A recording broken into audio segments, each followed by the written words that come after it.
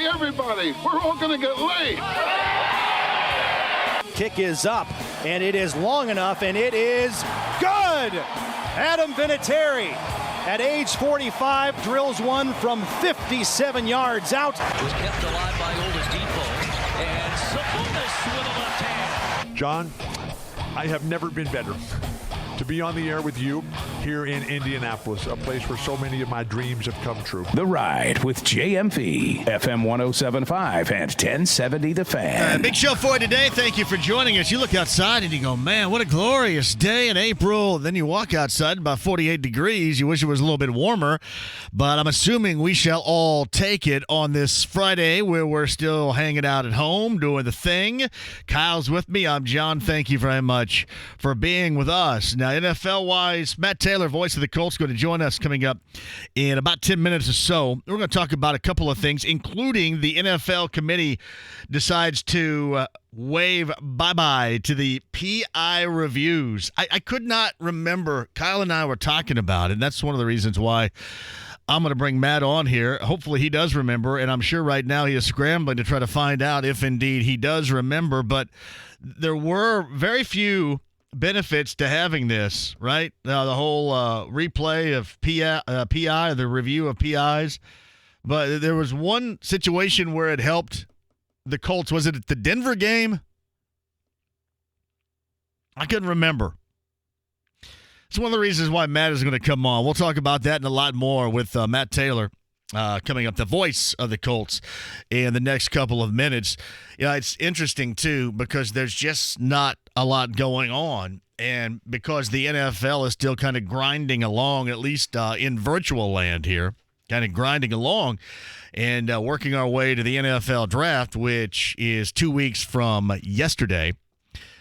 The Bill O'Brien stuff is kind of the gift that keeps on giving here. I mean, when you don't have conversation starting points, and, the NFL is just basically us talking about what the Colts need. And I mean, hell, you know what I believe the Colts need by now and the direction they should be doing. I mean, we'll get back into it a ton of times. There's no question about it. Well, you kind of know the way that I feel about it right now. But the Bill O'Brien thing is the gift that keeps on giving. Now, Bill O'Brien, as a general manager, when you look at some of the deals, doesn't look like a mess. I mean, it looks like a mess.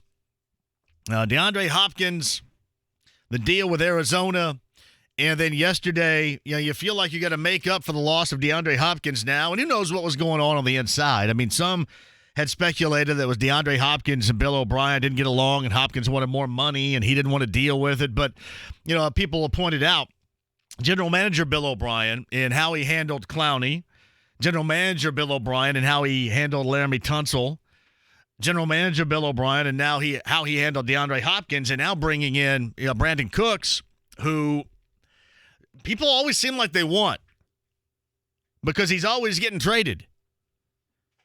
I mean, it seems like that teams, hey, you know what, this guy is fast, and if nothing else, Houston right now looks fast as hell.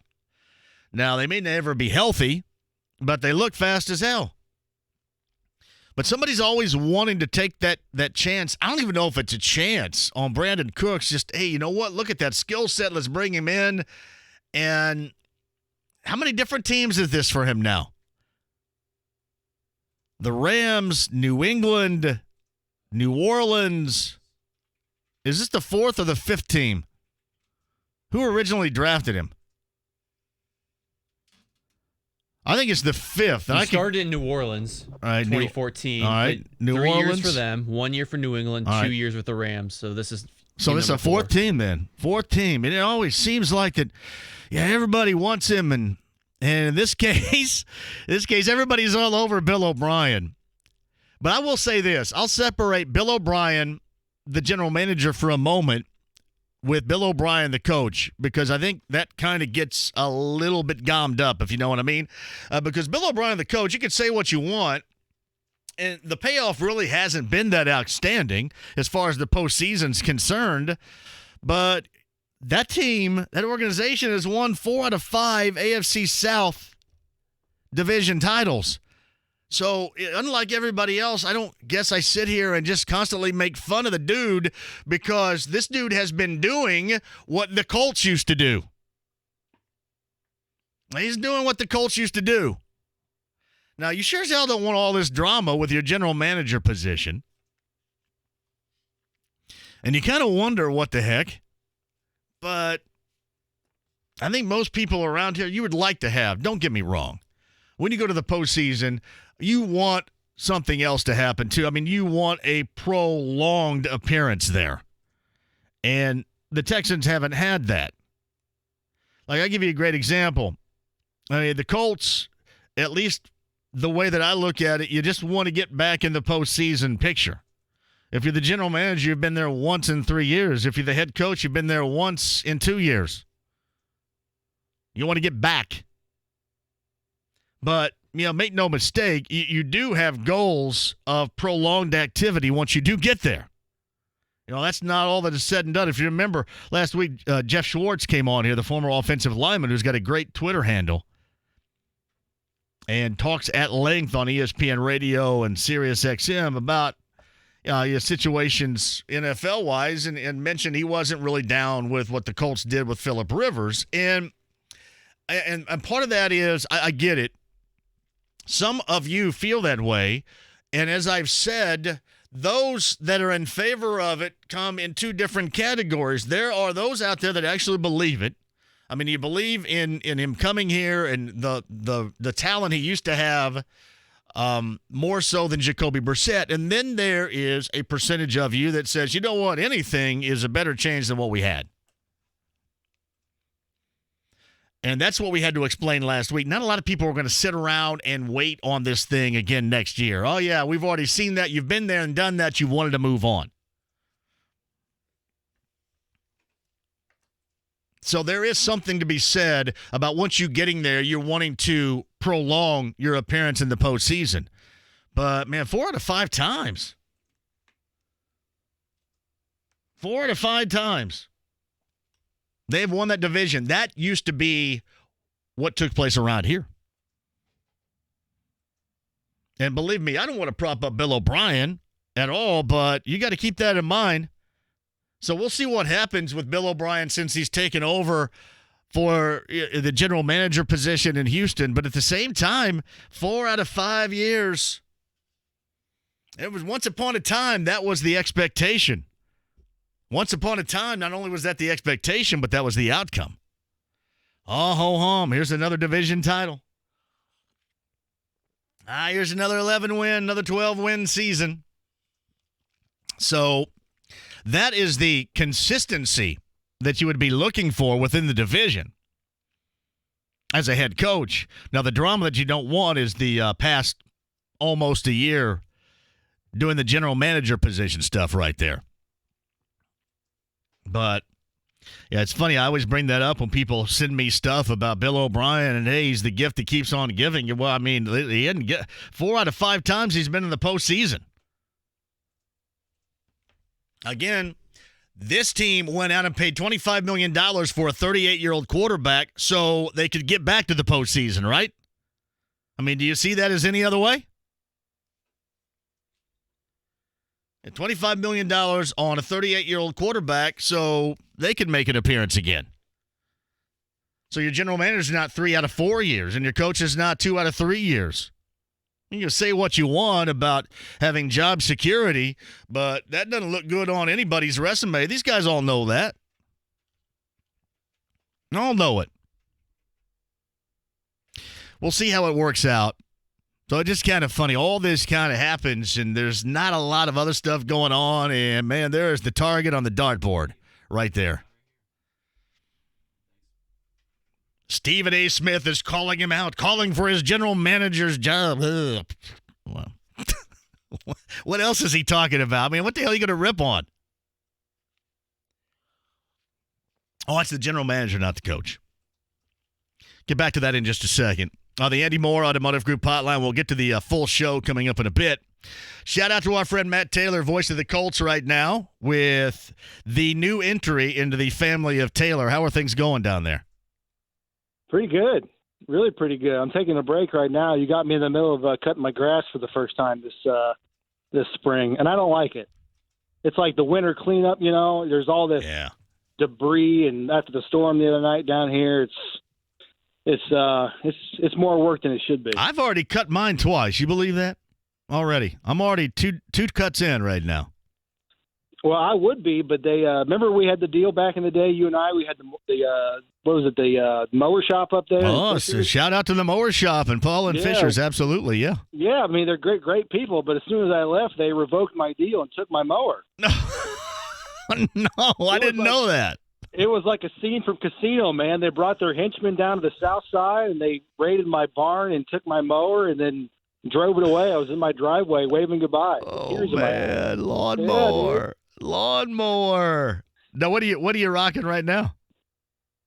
Well, I push for the exercise. But I got a little like garden cutter, tractor, but I don't like to use it. I like to be out here for as long as I can because I like, just listening to my headphones and pushing the yard. It makes me feel better about the process. I don't know. Yeah, I get you. I have way too much to end up pushing that. You couldn't do that. I've seen your yard. I'd be ending a push and beginning another push for the next cut. So, it's like painting the Golden Gate Bridge, man. Yeah, it would. It'd take forever. But I would agree with you on that. I mean, in a world right now in which we live, where there is not a lot of consistency to what we have done in the past, that is one of the few things that you can go out and do and feel like there's a hint of normalcy happening in your life. Yeah, well, I used to be out here this time of year, and I would cut my grass, and it would coincide with a ball game on in the afternoon. But that's you can't listen to Marty, which is that's weird because he's been there for 40 years it seems like for the Reds, and now there's no baseball at all. Isn't it so ironic? I don't know if you've talked about this on your show, but the 1 year in 7 or 8 years the Reds are supposed to be good. Yes. They can't even play. Yeah. They can't even play. It just yet another reason why Reds fans are so schleprockish. You know what I mean? We just walk around with a cloud over your head all the time. So that's yeah. I could do that too. And then another part of me thinking, all right, baseball just does not want to start because because it's going to be the first time since 1974 Marty Brennaman's not done the play-by-play over there. So maybe we're just not all ready for that. So would you rather spend all that money? I think it was $164 million in free agency. Would you rather spend all that money and in, stereotypical Reds fashion, it blow up on them and not work out and they, sign these guys and they turn out to be busts? Would you rather that happen or not be able to play at all? Wait a minute. That's such a slip rock question. That both kind of sucks. That's what Reds fans are asking themselves. Like, which is worse? Because a lot of people think it was going to be, I don't know. I like the moves on paper, but I was more in the camp of I'll believe it when I see it. But I was really anticipating seeing it and being excited to see it. And now we can't even play the games at all. Yeah, I called them division champions. I picked them to win the division because that's how optimistic I was about this entire thing. Really? Oh, yeah. But I think I do that every year. But more so this year than all the others I've selected them to win the division. And frankly, I can never bring myself to selecting Milwaukee. I'm all right with Milwaukee. But I'm not a Cubs guy. I hate the Cardinals. Yeah. Screw the Pirates. Yeah. So where else am I going to go? So, yeah. Well, they did have pitching, but they didn't have depth.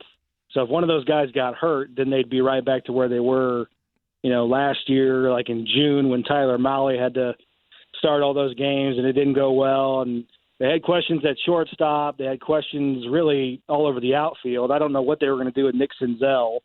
So I was excited to see how it was all going to shake out because they had pieces, but they didn't have like stars. So I was excited to see like in spring training who was going to emerge and take over those spots. Here's what I think about it. I was just glad that little Dickie Williams went out there and decided to do something. That made me happy. Well, I don't think he had a choice because even in a small market like Cincinnati, you can only rebuild for so long, and you can argue that their rebuild took longer than it should have. They started really pulling the pieces out of the puzzle in 2014 and 2015. That 2014 season, you saw the writing on the wall. It's like when you think a girlfriend's going to break up with you, but you hang on. It's like you should just go ahead and break up because it's coming. It'll just make it easier if you just get it over with. You ever had that happen to you? I don't think I ever had the choice. I was always the one I was never the breaker. I was the breakee. Is that what it is? The breakee? I was the breakee. So you always broke up with the girls?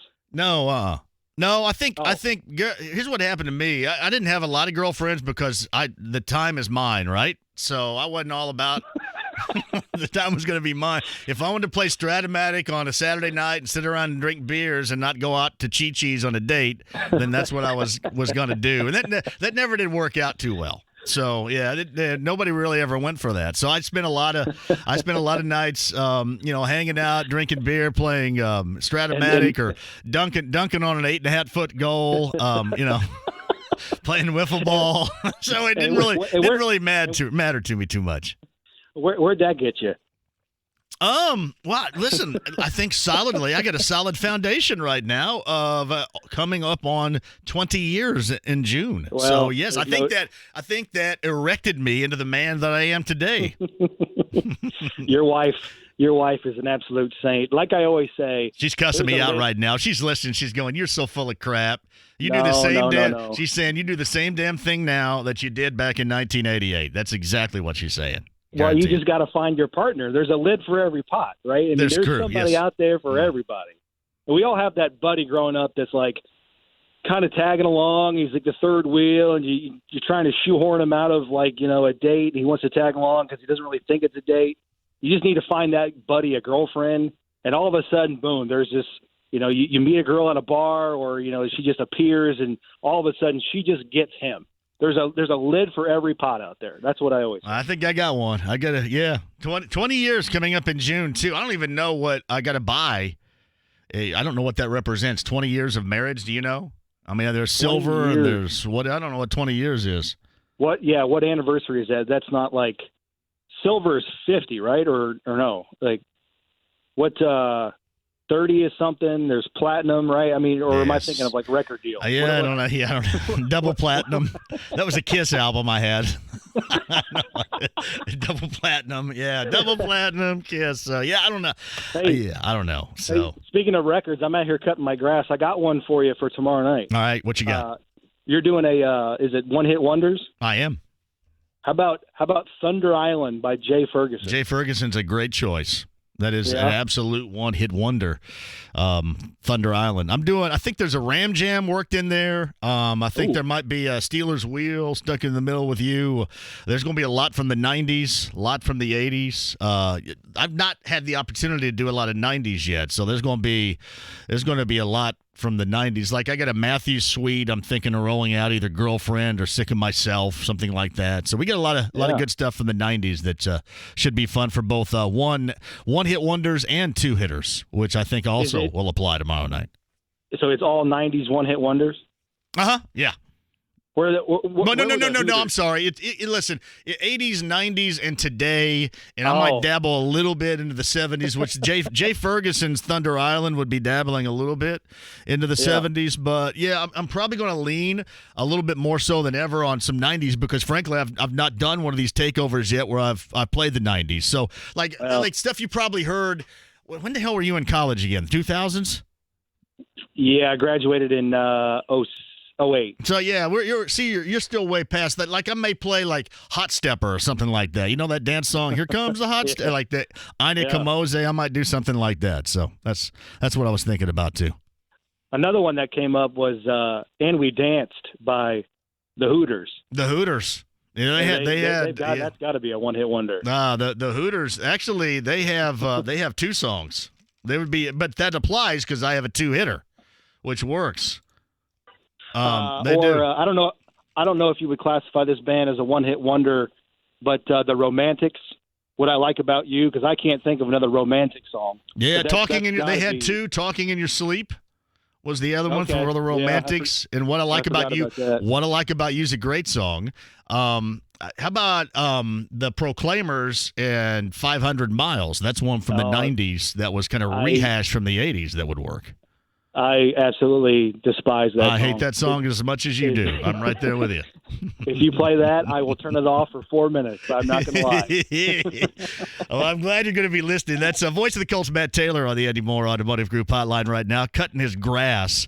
Cheryl Kruger says platinum is the 20th anniversary gift, so I guess I'm going platinum coming up in June. So outstanding. Thank you, Cheryl.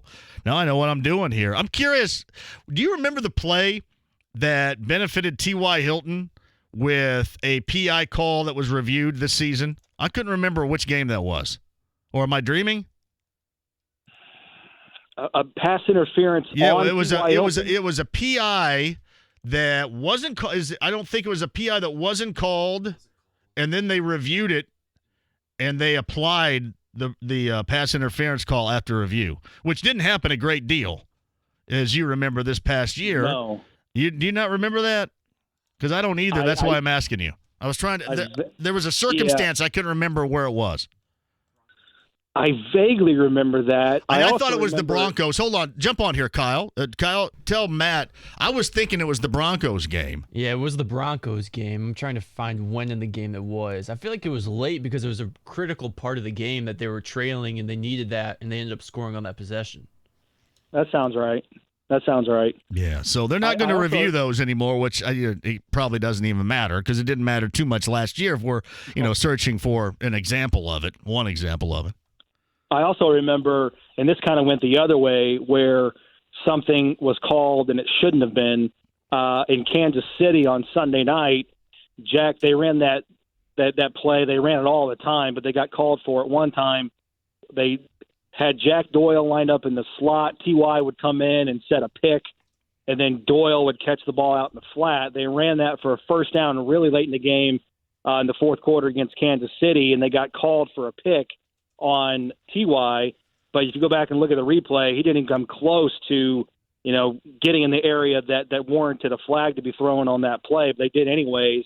The Colts threw the challenge flag to have that flag be picked up, and it didn't. So I'm all about getting rid of this rule, which is a complete 180 from the tune everybody was singing last year.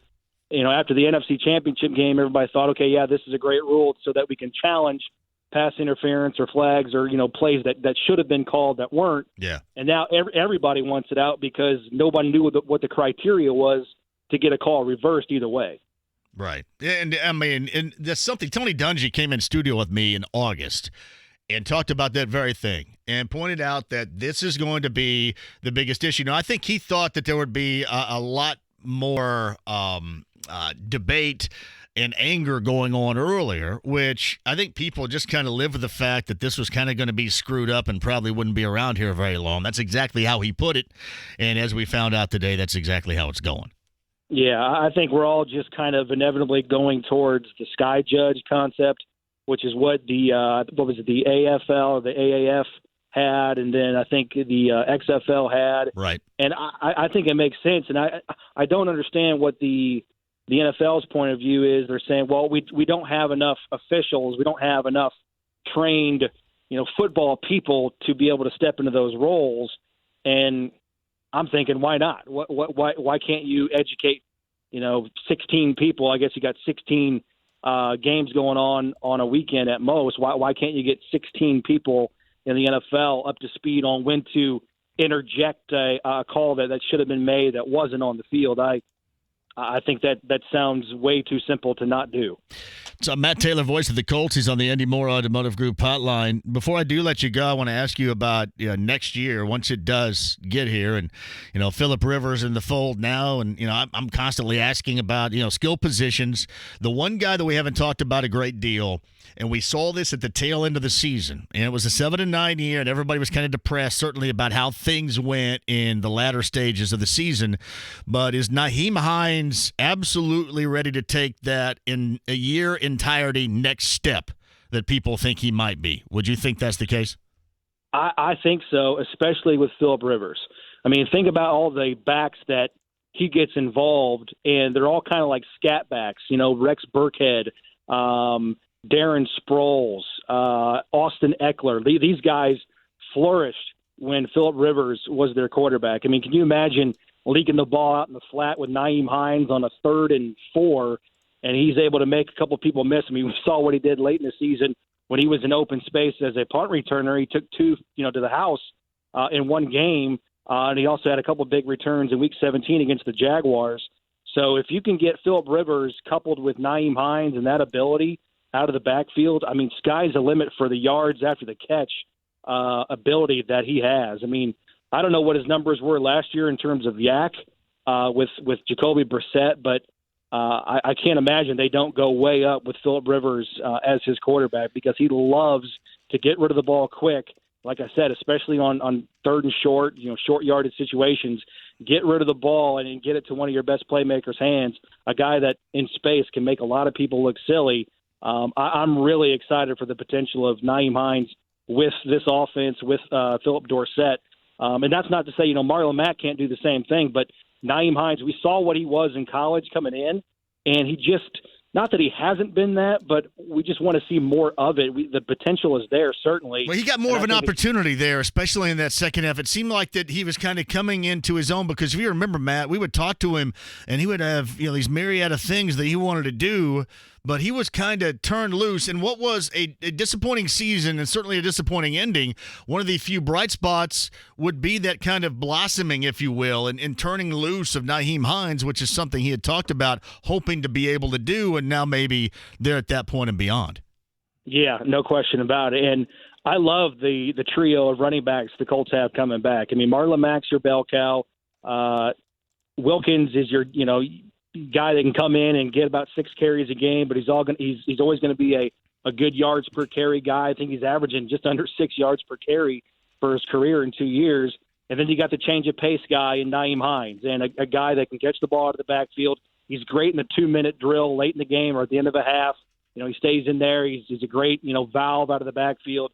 I think the Colts on offense have pretty much everything they need, and I know where you're going to go, obviously, in the draft. And I'm with you. I think you got to get some. I think maybe, obviously, you need 1, but I think maybe even 2 high draft picks at wide receiver. I wouldn't hate it if the Colts went, a 2nd-round pick and maybe even a 3rd-round pick, knowing they've got 2 draft picks there in the 2nd round. Heading into Saturday of the draft, if the Colts came away with 2 wide receivers heading into that last day of the draft, I wouldn't hate it. And listen. The Colts they've had their struggles at keeping wide receivers and getting them productive. I think you look at T.Y. Hilton since 2012, he's really been the only one as far as the draft is concerned that's been fruitful. Dante Moncrief, nothing against Paris Campbell, but he had an injury-filled season last year. Philip Dorsett, Levon Brazil. Who else am I missing here? Trying to think. There's a handful of other receivers, and that just goes to show there hasn't been a ton of production in the draft as far as the Colts go at that position. Well, I mean, you're waiting on Fountain, Fountain's a good one. And see, I kind of view it like last year is, everybody was waiting on Deion Kane, and there was all this expectation to the point where the folks over there did that kind of video segment and thing on Deion Kane, and that didn't work out. I think Rivers needs, to me, he needs weapons. He had weapons with the Chargers, and it didn't go well last year, but he still had weapons. When he was thriving, he had weapons, and I just think they need more than what they certainly have right now. And I don't know if you've heard me or not, but since this is all going to be online, I'm going to be sure they draft, because I'm going to bring in like 4 nerds with me, and we're going to hack in. And it doesn't, like at 34, it is going to be a wide receiver. I don't know who it's going to be yet, but it's going to be somebody, because I'm going to hack in and make sure it's going to happen. At 34, at 44, and then whoever they pick, like at 75 in the 3rd round, they're all going to be the entire draft class is going to be wide receivers. You're going to cut some legitimate wide receivers next year. You're going to go into camp and have 12 receivers on the roster. But yeah, listen, it makes sense, because listen, Phillip Rivers is 38. He's not very mobile. Like I said, he gets rid of the ball quick, high completion percentage. He's got the great offensive line. This offensive line's coming back intact starter-wise for the 3rd year in a row, which is unheard of. You got the best left guard in the league. You got one of the best left tackles coming back. And I'm sure a big reason why he's coming back is to go after a championship, which is why Phillip Rivers is here. So you need playmakers on the outside for him to get the ball to, because he's not going to be this scramble and buy time quarterback. He is in the pocket. He's looking to get rid of the ball, and he's looking to get it in the hands of guys like Naheeim Hines and some wide receivers they bring in through the draft. Hey, you and the fam have a great Good Friday. Have a great Easter weekend. Celebrate that in your quarantine, in your shelter area. Enjoy your outdoor work, and please call in tomorrow with a couple of requests. All right, after 6. You got it, my man. 6 to 10, yes. 6 to 10. We're gonna be rocking it. It's going to be a little bit different, but it's going to be fun as hell. I promise. Whatever we can get at this point. Whatever we can get. You got that right. Hey, love to the family, brother. We'll talk to you soon. All right, man. Be good. It's Matt Taylor, voice of the Colts on the Andy Moore Automotive Group hotline. There will be no, and we expected it, right? No Indiana-Kentucky high school all-star game. We'll talk about that. And shout out to Anthony Leal of Bloomington South and Hamilton Southeastern, Sidney Parrish. Shout out to Sean Parrish, the dad, the former greatness of Sean down at OV, Owen Valley, and then at Ball State. But she is a fantastic player. Anthony Leal's a fantastic player. So congratulations on the Mr. and Miss Basketball honors to both that we learned earlier today. That and more. Bob Lovell of Indiana Sports Talk is set to join us. Other side next. Everyone's got advice on how to protect your health right now. Hi, I'm Rick Edelman. What I want to do is show you how you can protect your wealth right now for you and your family. First, make sure you have ample cash reserves. This way you won't have to sell investments while prices are down. Second, make sure your portfolio is diversified. Having only a portion of your money in stocks helps reduce your risks. Third, rebalance your portfolio. This lets you turn market volatility to your advantage by buying assets that are suddenly available at lower prices than before. If you're at all concerned about your situation, give us a call here at Edelman Financial Engines. We've been helping our clients get through financial crises for more than 30 years, from the crash of '87 to the dot-com bubble of 2001 to the '08 credit crisis. So call us at 888-PLAN-RICK. That's 888-PLAN-RICK. Or visit rickedelman.com. That's ricedelman.com. Call us, and call us right now.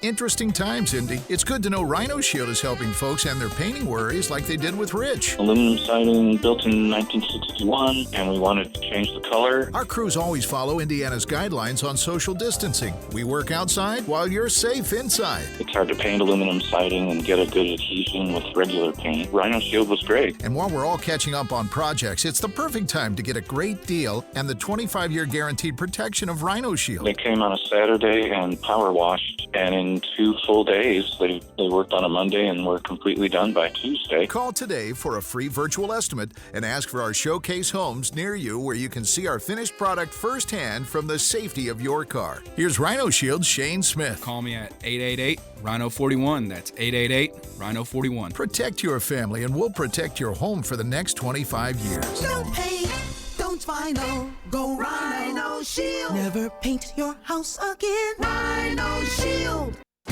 Hey race fans, this is Doug Bowles, president of the Indianapolis Motor Speedway. Our team wants to remind you that now is the time to stay home, practice safe and healthy behaviors, and follow the advice of our public health leaders. If we all do our part, we'll flatten the curve and end this struggle. And before we know it, we'll be back at the Speedway for the Big Machine Vodka 400 at the Brickyard on July 4th weekend and the 104th running of the Indianapolis 500 presented by Gamebridge on August 23rd. Remember, we're all in this together. Thanks, and see you at the Speedway.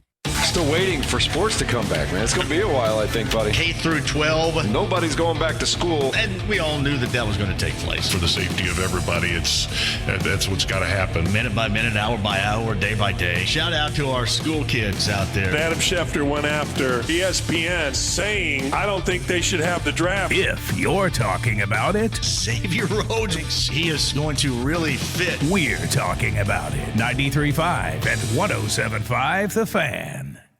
The Ride with JMV. The sportos, the motorheads, geeks, sluts, bloods, wastoids, dweebies, they all adore him. They think he's a righteous dude. 93.5 and 107.5 The Fan. There's an instant request right there, re-entry style, from Matt Taylor, voice of the Colts, Jay Ferguson, and Thunder Island. Let's let it play. Slap the post like I'm gonna tomorrow night at 6 o'clock. Slap that post. B1057 tomorrow night with me. We got a I got a one-hitter and a two-hitter happening tomorrow night. We're going to go 1 and 2s, 80s, 90s, and wherever else we can find them coming up tomorrow night beginning at 6. Now, both tonight and tomorrow night, Indiana Sports Talk and our friend Bob Lovell, who's on the Andy Moore Automotive Group hotline, as always, will be at the controls. How's everything going down at the establishment in Franklin right now? You guys survived the storms the other night? Yeah, but it was, we've lived in this house, John, for 45 years. It's the first time we ever relocated to a safer room. I know. Ever. Yep. I said the same damn thing yesterday. You know what? It was crazy. It really was. My wife and kids went to the basement. However, I saw the hot tub cover snap from the hot tub, and I wasn't about to have any of that, so I ran on the back deck and jumped and sprawled on the hot tub cover and got lifted up like 3 or 4 times by 70-plus mile-an-hour winds and then pelted with some hail. I wasn't going anywhere. I said, listen, if I take flight, I take flight, but I'm going to do my best to keep this son of a gun down here. So I spent – and it was a long one, too. It was like 20 minutes long, that entire storm was. And I was probably not one of your best career moves there. Yeah, and I wouldn't advise it, but I wasn't going to have any of it. I was like – I felt like in Forrest Gump with Lieutenant Dan when they were going through the hurricane. That was like me. Is that all you got? Listen, we had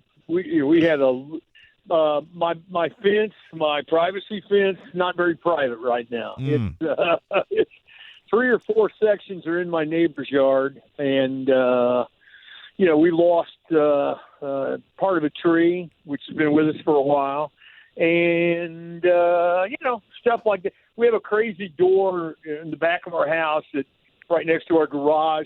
It got blown open, and so for a little bit of time there, as the storm's going on, I am shoveling out water and raking leaves out of my sun porch. So other than that, it was just another night at home. Yep, I lost a gas grill. I lost a gas grill, but the Big Green Egg stood out there like crazy. He wasn't moving. Big Green Egg was strong. Gas grill went like a tumbleweed into a tin can. That was a problem, and we lost half a tree. It was one of those what do you call it? The Bradford pear that everybody says now. Yeah, thanks a lot. I planted a lot of them, years ago around my house, and there's not a numbnuts out there that told me that they were this bad, and now everybody's telling me how bad they are, and I got half of one falling in my yard, so that's where we are. Don't feel bad. We don't feel bad. We used to have one.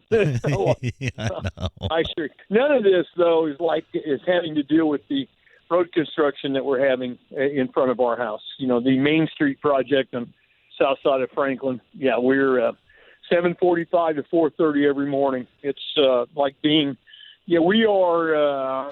Thank goodness you have the restrictions on travel because of the COVID, the coronavirus. Because there's no way you're getting in and out on our street, and I'm too old for the aggravation. So I've become the grumpy old guy yelling at everybody. I never thought. I'm yelling at everyone. You're like, I don't know which one you are, like Walter Matthau or Jack Lemmon from Grumpy Old Men. Which one? It's so bad. Honestly, I'm yelling at the poor dog right now. Old man in Franklin yells at cloud. Oh my goodness! Yes. Yeah, that'll be me when I snap, which it seems like it's coming. You'll know why. Well, I knew that you guys got hit pretty heavily. Mooresville got hit heavily, and certainly we did as well. It came right through our direction. Yeah. I know I know those buildings. I mean, yikes! The Jeff Street Pub here in Franklin, they're on it. Got tossed across the street. And that's not a small awning, by the way. Right. So, there's a tree about a block away from our house that fell on top of a family's home and completely covering up the home. Just a lot of destruction here, unfortunately. Yeah, there was. And shout out to those that are having to deal with that, because that's the last thing anybody needs right now is having to deal with that. All right, I want to get to Mr. and Miss Basketball. We'll start with Miss Basketball from Hamilton Southeastern. Clear cut, just absolutely fantastic player, Sydney Parrish at Hamilton Southeastern. And a shout to her dad, Sean Parrish. I met them years ago. I did a Backyard Bourbon broadcast up in Fishers, and Sean came over with some others, and we discussed the old school days at Owen Valley and at Ball State, and just how great his daughter was and was turning into, and then lo and behold, 4 or 5 years later, here she is. Well, I mean, they had the great run last year to win the championship and got eliminated earlier this year, obviously, in the sectional.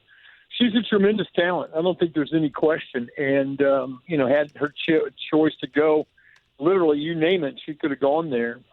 She's a multi-dimensional kind of player, knows how to score, understands the game, great basketball IQ, which is not surprising. And I think it's very deserving. I think it was a tough decision for people, though. I think Madison Layden from Northwestern is very deserving of this.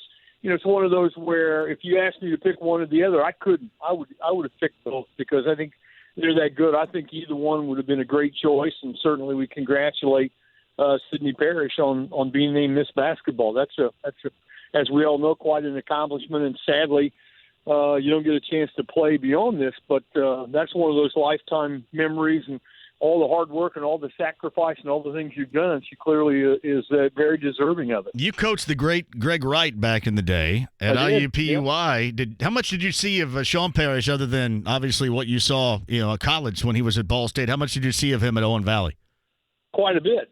And then when Greg was in school, I mean, they were very, very close, so we could go back a long way. I mean, we were, forcing to get him, on Greg. We got him, originally went to Murray State, and then Murray State's coach was my high school coach, and so we got a phone call at Thanksgiving time, seeing if we were still in and wanted to be involved, and so we were able to get him to come back to Indy. But, Sean and Greg, that team was, the comparisons are always the L&M team, back in the day with Oliphant and Patterson. That was always the comparison between those two guys.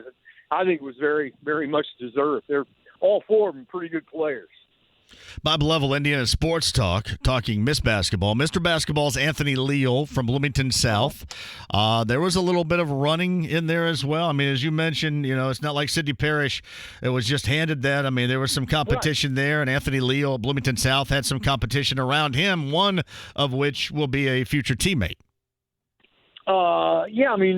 Trey Galloway is in one of the top 5. I thought it was interesting. I think when you sign early with IU and you're as good as Anthony Leal is and your team's as good as Bloomington South was, I mean, think about it. Your team's number one. You're the best player. You're already headed to IU. I think that if you're trying to handicap that race, you pretty much know who the front runner is. But Galloway had to do what he did with that team because he and one other guy, had been in a couple of straight championship games at 3A. Dre Davis, Tony Perkins, we've talked about them before, how deserving they are. They're really, really good. The Harvey kid from Gary 21st, he had 5 really good players, but I just think that at the end, Leal is that guy who is really the one that stands out. It's pretty obvious. And the amazing thing, too, and kudos to the Hoosiers, 3 straight Mr. Basketballs. That's pretty impressive stuff right there. Yep, and that's what Archie's going to be dealing with. And now it's time to win. Now it's time to win consistently.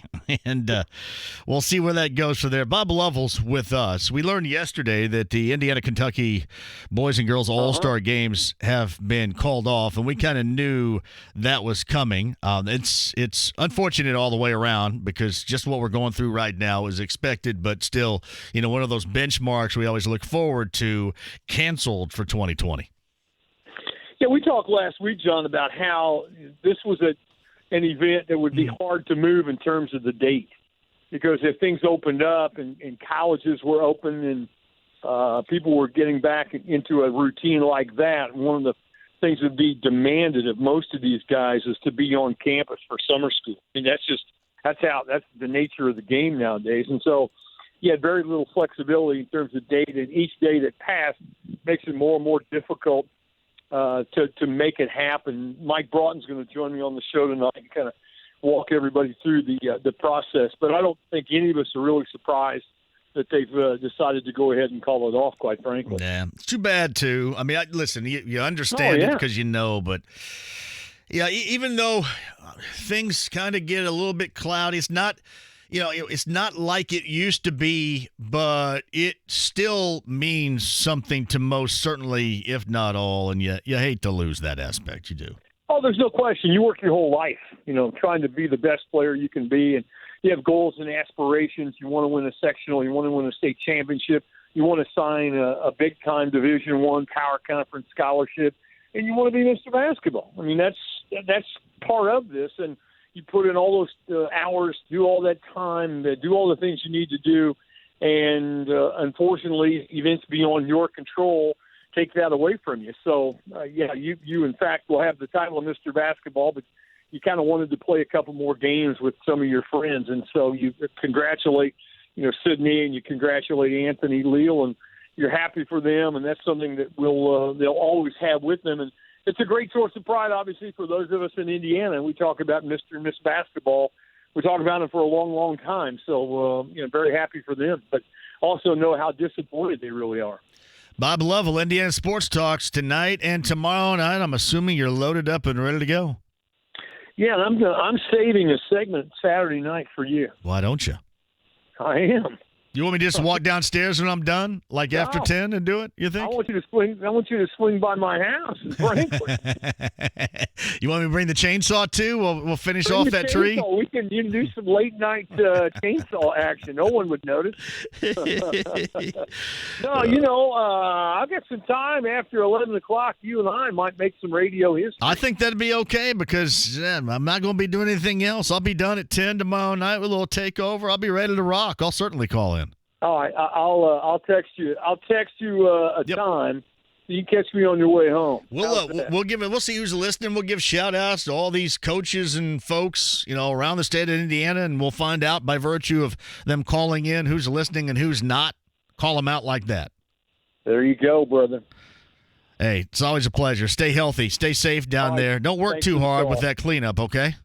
I won't. Thanks for the call. It's Bob Lovell. Indiana Sports Talks tonight and tomorrow night. I'll join in coming up in the 11 o'clock hour tomorrow night. Yes, tomorrow night. Indeed. Tyler Fox says, I think it wasn't clear-cut. Layden was probably right up there, as Bob mentioned. Scott Patterson writes, I see your Bradford pear and working on cutting this up in my yard while listening to you this afternoon. Thank you, Scott Patterson. That looks like an ugly mess right there. I got to go get mine tomorrow or Sunday, one of the two. Christian writes this, need a grill? Come down to Mooresville Lowe's and let's get you hooked up. Shout out to Christian at Mooresville Lowe's. By the way, we're still doing all of our local business shout outs too. And I'm rocking a shirt. If you guys are watching on YouTube Live right now, you can see my Manly's Irish Mutt shirt, which is being rocked. 10th and Shadeland over there. Shout out to Mike Manley. Great food. This would be a great carry-out Friday for you right there. Manly's Irish Mutt, 10th and Shadeland, East Side. And you can see the shirt if you're watching us on YouTube Live right now. And the other thing, I brought this up yesterday when we talked to Nick Hall, the comedian, who plays the role of the coach Kent Murphy on Twitter. That our friend Brent Halverson, who joins us every week during the football season, lost his mother 2 days ago. And she was living down in Florida. I know that Brent has to go down and take care of a lot of things. And we certainly shouted out and sent our condolences to Brent and the Halverson family yesterday. But I got my man Cappy from down at the Slippery Noodle wanted to shout out too. And we're all good friends and, enjoy time spent together when things are under normal circumstances. And I know Cappy wanted me to send out some love to our friend Brent Halverson on the loss of his mother, which we got the news of that yesterday.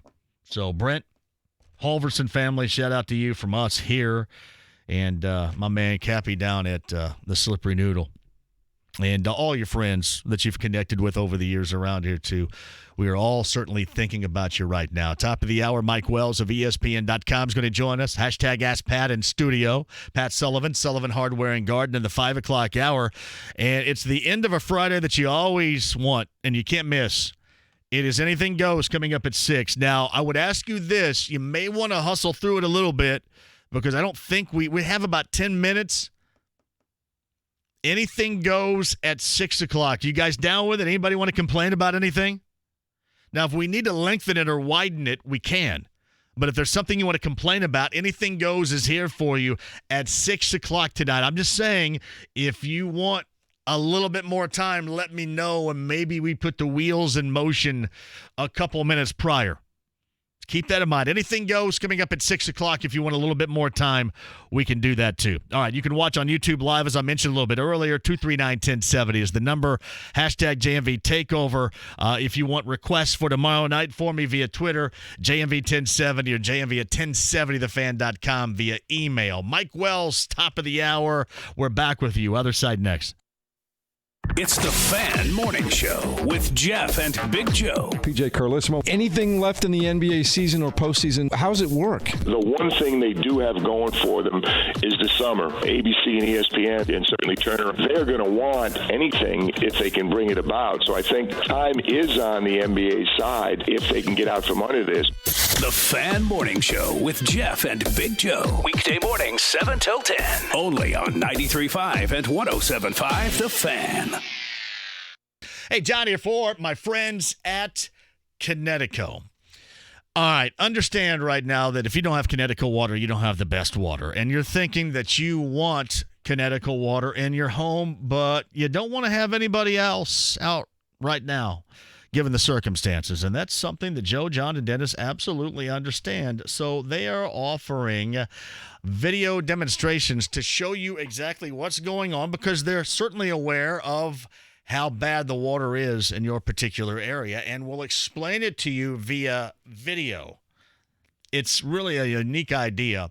Keeps you safe and healthy, gives you peace of mind, while you're also changing up things as far as getting the best water possible, and that's Connecticut. And you also see, if you go to a store, sometimes they're out of bottled water. You never have to have more than one bottle again if you have the K5 in-home drinking water station. Couple that with the Premier Series water softener, and you have the best water possible. And Connecticut is going to give you a $1,200 rebate. That's Connecticut Water with Joe, John, and Dennis, northeast side Castleton, south side US 31 and Southport Road. The Connecticut Water app. Download it to your smartphone or device today for great deals, or all the information you need online. ConnecticutIndy.com today.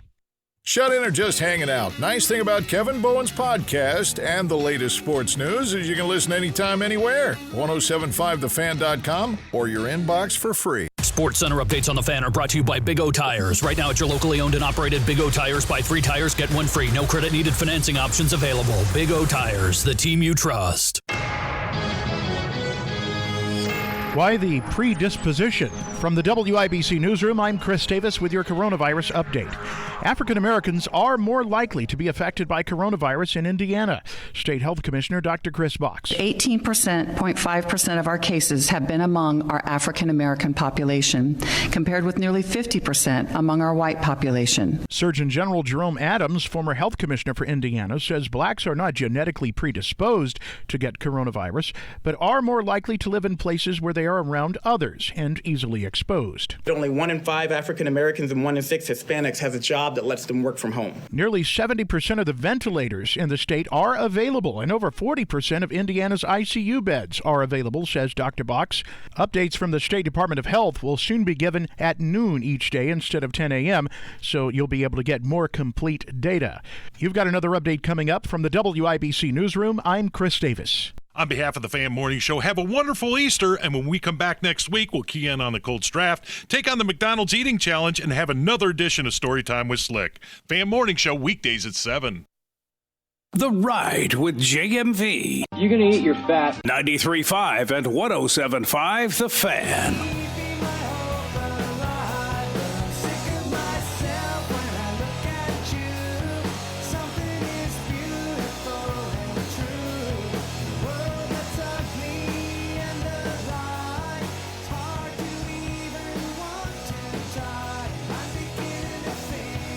Welcome back. Bob Lovell, Indiana Sports Talk, tonight, tomorrow night. I'll jump on there after 11 if you guys are doing a little late night listening tomorrow night. I got the JMV Takeover on B105.7. Let's do what we did last weekend, too, man. Let's turn it up. I know a lot of you Most of you, if not all of you, are going to be at home. If you're looking for something to do, 6 until 10 with me, live, local, request-driven radio. But I will ask of you this. This is not just going to be, hey, it's an 80s song, blah. This is going to be selections, one-hit wonders, two-hitters of the past. One-hitters or two-hitters. Those are going to be the requests. Like Matthew Sweet, I just brought us back in with that. Sick of Myself. That or Girlfriend equals two hitters. So maybe you want Sick of Myself. We'll roll that tomorrow night. You want EMF Unbelievable from the 90s? That tomorrow night. Jafria, Call to Your Heart. Tomorrow night we'll hit that. Baltimore, Tarzan Boy. Tomorrow night we'll hit that. Matt Taylor, Jay Ferguson, Thunder Island. Tomorrow night we'll hit that. Next, Too Close, late 90s, we'll hit that. 6 until 10, but we want to have the level of fun we had last week again. And I think I'm going to be doing it for the next 2 weeks. I'm going to do a one-hit and a two-hitter tomorrow night, 6 until 10, and then back to the 80s coming up a week from Saturday.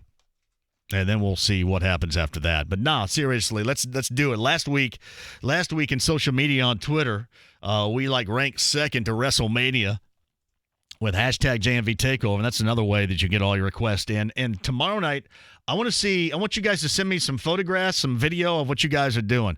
We've had great video in the past of kids, for example, Noah dancing, Nash dancing. So send me pictures, send me videos of what you're doing. Don't send me gross stuff, all right? I mean, send me logically cool, I can retweet this without going to jail stuff. If you would, I would appreciate it. So pictures, videos of what you're doing while you're listening, I'll retweet those, and we'll have some fun with that coming up tomorrow night. JMV at 1070thefan.com is the email address. JMV, Sean Parrish was a great player at Vincennes before he went to Ball State. That is so true. Dan Sparks coached him up down there. And when Dan Sparks was coaching him up, you knew if they still kept playing after 2 years of JUCO, you knew that they were going to give you a little helper. Now, Sean Parrish was awesome. Awesome at Owen Valley. Vincennes for 2, and then Ball State. He was a part of that 90 team. Kurt, always listening down in DuBois County. My man Kurt, great dude. Great dude. But you are absolutely right about that. I think my computer is just whacked here. I've been trying to read emails for an hour. I get all these emails in here and just going, you know what? I'm not going to let it open up right now. I think it's whacked. I may have to bring my laptop in or something. It's all right, though. We get through it as usual. Other side, Mike Wells, slow jammer entry, and Mike Wells of ESPN.com on a variety of things. Colts draft, certainly. Will he watch NBA players in horse? I will. I don't know if I'm going to be thrilled with it, but it's better than nothing, so yeah, I will watch it. The draft, if it is indeed pushed back, which is going to need to be, let's face it, pushed back until, August? That and more. Mike Wells of ESPN.com joins us. Other side next.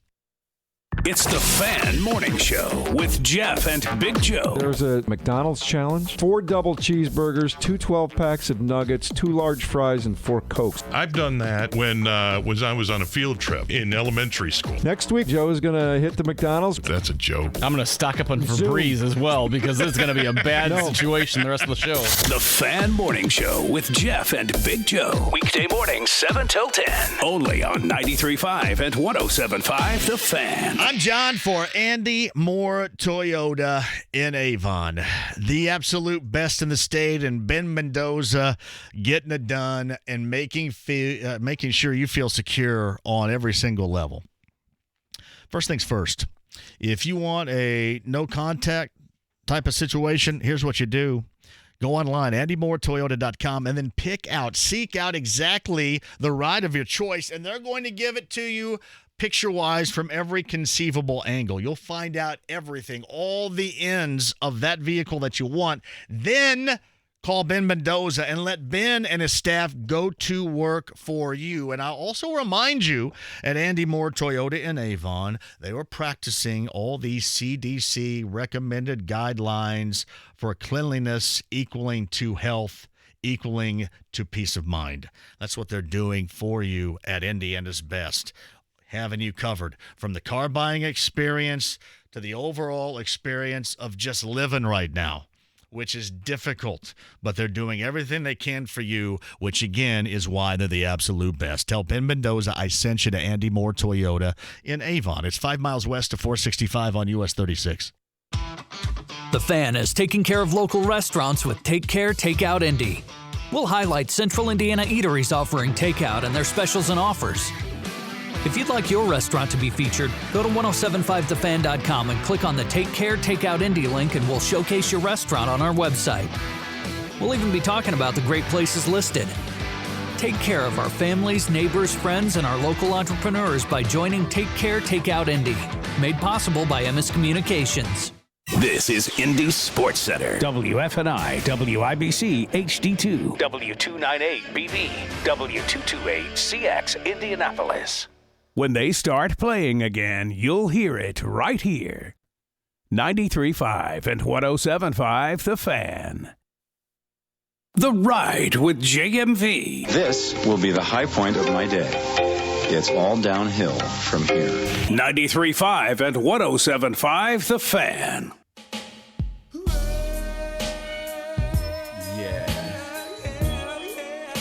Mike Wells. We're doing this one for all the ladies. Slow jam re-entry. H-Town boys. Kicking it with my boy Luke. Andy Moore Automotive Group Hotline. You know what I'm saying? Because we will be knocking them boots. ESPN.com. G.I. Shazam. Mike Wells, live local late breaking from Brownsburg. Pause really quick and let's have Mike take over. Mike, check the verse.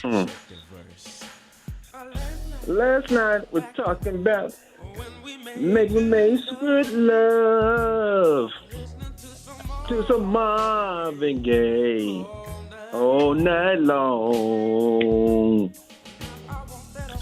Whole thing back. Yes, hey, that was nice right there. Hey Jay, I'm gonna tell you right now, Jay.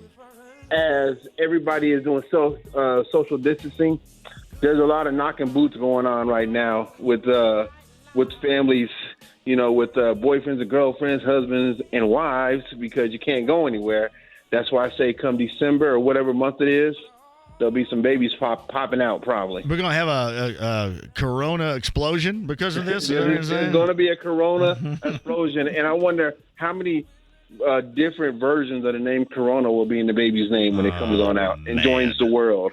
We have a stray cat running around between all the homes out in the country where we live right now, and it's been named Corona too. My kids call it Shady, but hey, Slim Shady out there putting in work.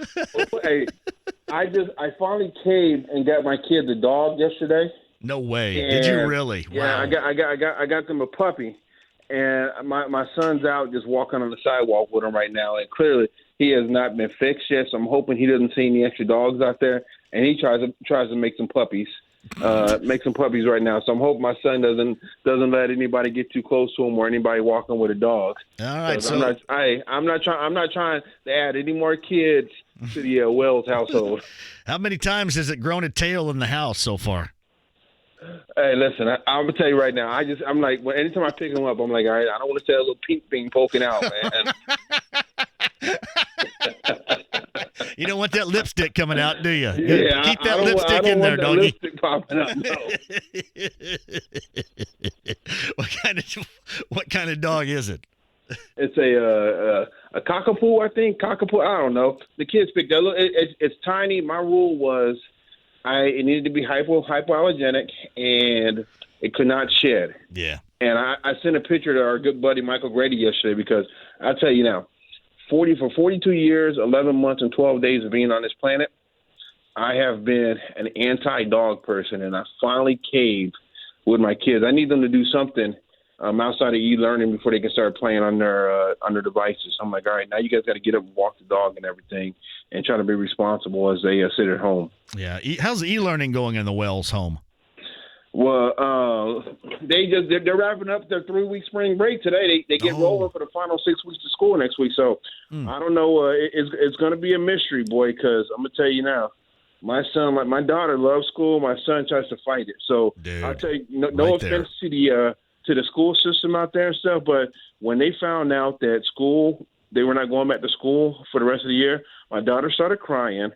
And my son started dancing. He started dancing. I'm like, what do you think? That's exactly the same thing that happened in our home too. That's exactly how it went down. And I'm sitting here, seriously, and Blake Thomas will text me and said, hey, I'm going to go out and ride. I got all my stuff done. And then it'll be 5 minutes later, his teacher will say, well, here's the missing assignments Blake Thomas has right now. And I said, hey, jackass, what are you doing? Same thing. And my daughter is just locked in. She's missing everybody, missing her teachers, and missing all her friends. I mean, both my kids, they both get straight A's and stuff. That's the rule for playing sports. But yeah, my daughter, she's like me, man. She's a social bug, man. She enjoys interacting with her friends and everything. My son, he just wants to play sports, do what he has to take to get the grades, and play video games. Yeah, man, it's an interesting dynamic. It seems like it happens that way more times than it doesn't, man. Yeah, exactly. Listen, as long as they take care of responsibility, it is all good. I'll tell you this: I've thrown the football more in the past 5 weeks than I probably have in the last 20 years. Being the all-time quarterback in the backyard between my son and daughter playing football, and I've had to break up some near fights between the two of them, and it's usually been my daughter trying to beat my son's butt. And that can happen in my house too. I actually had Lainey at our basketball goal, and I kind of teach this, and I don't know if anybody's ever taught it before, but it's always worked for me. I get her right in front of the rim at the goal, and I say, this is how I want you to start to warm up. I want you to start to warm up just by flicking the wrist when you're shooting it and watching it go over the rim. And I said, play to 20, see how many shots it takes you by playing ones and twos. And she says, Dad, what's that mean? And I say, you get 1 point if it goes in and it hits the rim. You get 2 points if it goes in and hits nothing. If it goes swish, it hits nothing. And and she goes, wait, what's this going to do? Blah, blah. And I said, listen, it's going to give you confidence. It's going to give you a feel for flicking the wrist and give you a lot of fingertip action on the ball. And, you'll be using your follow-through as opposed to trying to shoot through your legs and up through the rest of your body. That's how I want her to warm up. And listen, nobody's ever told me that works, and people are probably saying you're an idiot for bringing it up, but that's kind of how I want her to warm up, and that's what we've been practicing, so. Yeah, hey, listen, that's smart parenting right there. Hey, Laney, if you listen to Dad, because the reality is, Jay, I know, as parents, when we try to teach our kids something, we don't know what the hell we're talking about according to them. But let us go pay somebody for it, and let that instructor tell them the exact same thing. They're the smartest people on the planet. Well, and I'm lucky I have good folks around me, too, because her basketball coach, Ryan Tapek, is really good at this. She will listen to everything he says. She will listen to about 10% of what comes out of my mouth. And then once it comes out, and if it's direction, it's getting on her, and then, lo and behold, we'll have some tears, and then I feel bad, and then nothing gets accomplished. So it's lucky I've got Coach Tapek who can, teach her to do something, and she will actually follow through as opposed to me trying to do it and getting about 10% of it out. This is the way that goes. Yeah, so basically all you young kids and stuff who plan on having kids at some point, listen to what Jay and I said, because you guys are going to be dealing with the same stuff that we are dealing with right now with our kids. Absolutely the same stuff. No question. It's Mike Wells of ESPN.com on the Andy Moore Automotive Group hotline. So before we get to the Colts and basketball, we got plenty of time for that. I want to mention this the other night before Pat Sullivan comes on. We had a storm. I mean, it was a hellacious storm, one of the worst, if not the worst I have seen where I've lived now for the past 14-plus years. And it came through. It picked up our gas grill and tossed it like a tumbleweed. Smashed it up like a tin can. But I'll be damned, that big green egg sat in the backyard and said, you know what, you're not blanking with me right now. I'm going to stand right here on these wheels and nothing's going to move me. And it didn't move an inch, not an inch, whereas my gas grill got blown to bits. Hey, so just think about it this way, Jay. Next time you complain or I complain about having to move that heavy thing, because if you don't own a green egg, that thing is so freaking heavy. It's a pain in the butt to move. Just realize that when a storm comes through, that's going to survive through a storm. Yeah. There's a positive out of that. And it was blowing. Like we had 80-mile-an-hour winds. It was blowing everything. But that green egg sat right in the middle of the backyard and said, I'm not moving. I'm staying right here. And it did, man. It did. Hey, listen, money well spent for that purpose alone, besides the incredible food that it makes. Yeah, and the part about it is, too, I mean, the normal parts of our life have been so taken away. These are the most normal we can grasp right now would be, yard work or grilling in the backyard, smoking meat or doing whatever you do, because everything else basically has been, at least for the time being, snatched from us. Yep, 100% on that one, man. So it's definitely a positive. Getting time in with the family and all that stuff. You got to pull positives out of this. So, but I'm not gonna go ahead and spill on things like I did last Friday. So I know people are like, man, can we talk about some Colts and whatever else, please? Well, we'll do that. Mike Wells of ESPN.com covers the Colts. He's via the Andy Moore Automotive Group hotline. So you got 2 second-rounders and a third round. I'm just talking about 2 picks right now. The first 3 off the board coming up in 2 weeks. Will one of those 3 be a quarterback? Ooh. One of the first – ooh – I'm going to say no. I'm going to say no. I think wide receiver and O-lineman will be the first 2 picks that the Colts make in the draft. I think those will be the first 2 directions they go, and then potentially look to get a wide receiver. A quarterback in 3rd or 4th round. Oh, you think so? You think they're going to draft one later, but not as? They wouldn't have any interest in a dude like Jalen Hurts. You don't think? Hey, I would. I am all on board. I am all on board with Jalen Hurts now. Obviously we don't know how. Chris Ballard always seems to find a way to throw that curveball in there and do things as far as a name goes. Keeps everybody off balance with that curveball pitch. So I think Jalen Hurts, but of course, who knows what Ballard is thinking? I wouldn't be shocked if Ballard's not as high on Hurts as maybe you and I are. Yeah. Is it bad? What if they went through this entire draft and did not draft a quarterback, and you have 2 dudes that are on 1-year contracts? Is it okay, or is it a red flag if they don't address a quarterback need in this draft and wait, for example, until 2021? I'm going to say it's a major red flag if they don't get a quarterback, just because I think you're really risking it when you think about it, or you're risking it because of Jacoby Brissett and Phillip Rivers both being in the final years of the contract, unless they believe that, come 2021, Chad Kelly is going to be the front runner to be the starting quarterback for our franchise. That's the only way I would look at it any differently. Do you think that there's any indication, because of the deal they made for 13, in turn getting DeForest Buckner, is there any indication that they don't like much in this quarterback class because they made that move, or making that move, was it all about the solidifying of that defensive line with Buckner? What I think is, outside of Joe Burrow, Tua Tagovailoa, and potentially Jordan Love, I look at it as they don't like the quarterbacks as much. Meaning Justin Herbert. Obviously, Jake Fromm and Jacob Eason wouldn't be high enough to take at number 13. So that's how I look at it from that situation. Hold on real quick, Jay. Hey, Tay, Did you see any other dogs on the walk? All right, cool. Hey, we're good, man. All right. My dog didn't see any other dogs. The lipstick didn't pop on that walk, huh?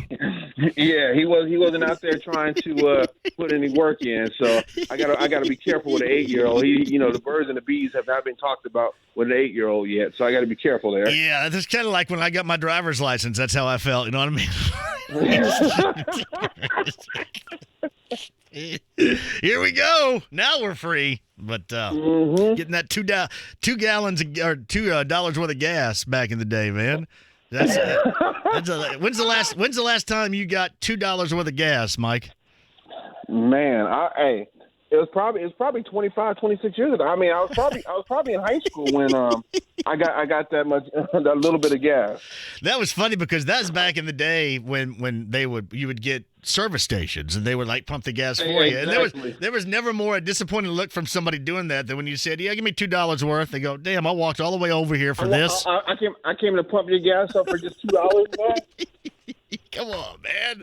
What are you doing? It's Mike Wells of ESPN.com on the Andy Moore Automotive Group hotline.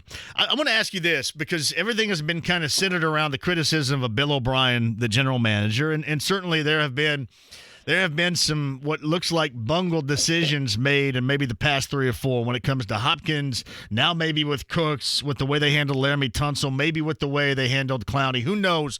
But the one thing you can't deny is that Bill O'Brien, the coach, has done something 4 out of the last 5 years that Colts fans are used to, and I damn bet wish that the Colts would do, and that's win this division. Yeah, and here's the thing. I think Bill O'Brien, the general manager, doesn't know what the heck he's doing. Bill O'Brien, the head coach, finds a way to get the job done. I mean, he's winning the division. He's found a way to win the division, like you said, 4 of the last 5 years. So I can't knock him from a head coaching standpoint. And mind you, it's not like he won a 4 to 5. It's not like he had Deshaun Watson and winning the division 4 of the last 5 years either.